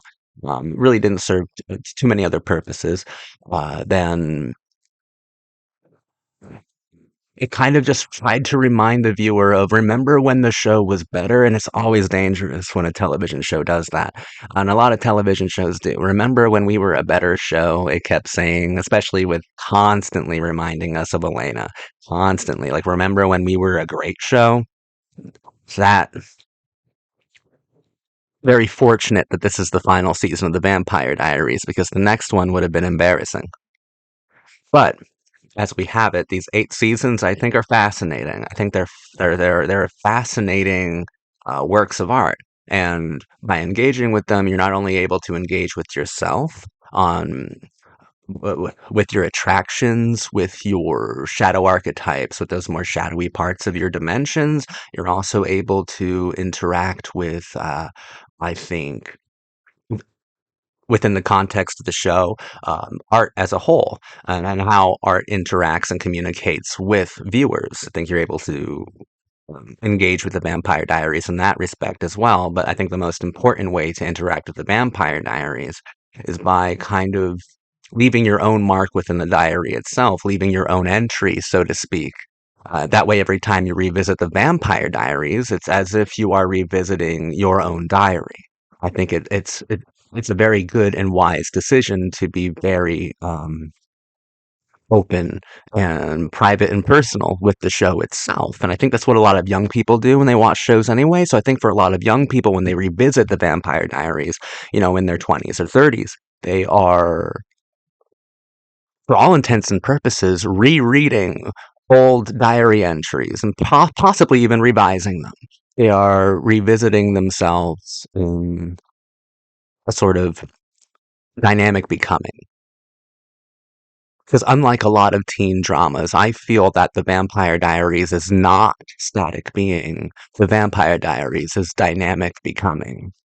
And that's possibly the greatest compliment I could ever possibly give to a television show. So, Mystic Falls, thank you for having me. I've loved staying here. Mystic Falls, this was a great place for me to be, and it's where I needed to be at this point in my life. I'm very happy I went to Mystic Falls, very happy I analyzed every season of The Vampire Diaries. I am extremely fortunate to have interacted with Bonnie Bennett, and Damon Salvatore, and Klaus, and even Elena Gilbert, but especially Katherine Pierce. Very happy to interact with her. My God. Um, very happy to have played with the themes that the show was presenting to me. I'm very fortunate that I was able to watch and analyze and cover the Vampire Diaries. And I'm also fortunate that you watched my videos, that you also got something out of my insight, what I was saying or what I was trying to provide to you, because I think there's a lot of very interesting things with the Vampire Diaries. And I think it might be a show that keeps on giving, something borrowed, something blue, every me and every you. I think it's a show that attained brilliance the hard way through philosophical transcendence, through a relentless amount of sexiness, through a nihilistic cool that could only be heated by the lips of sincerity itself. The Vampire Diaries dazzled me, and thank you for watching my videos about it.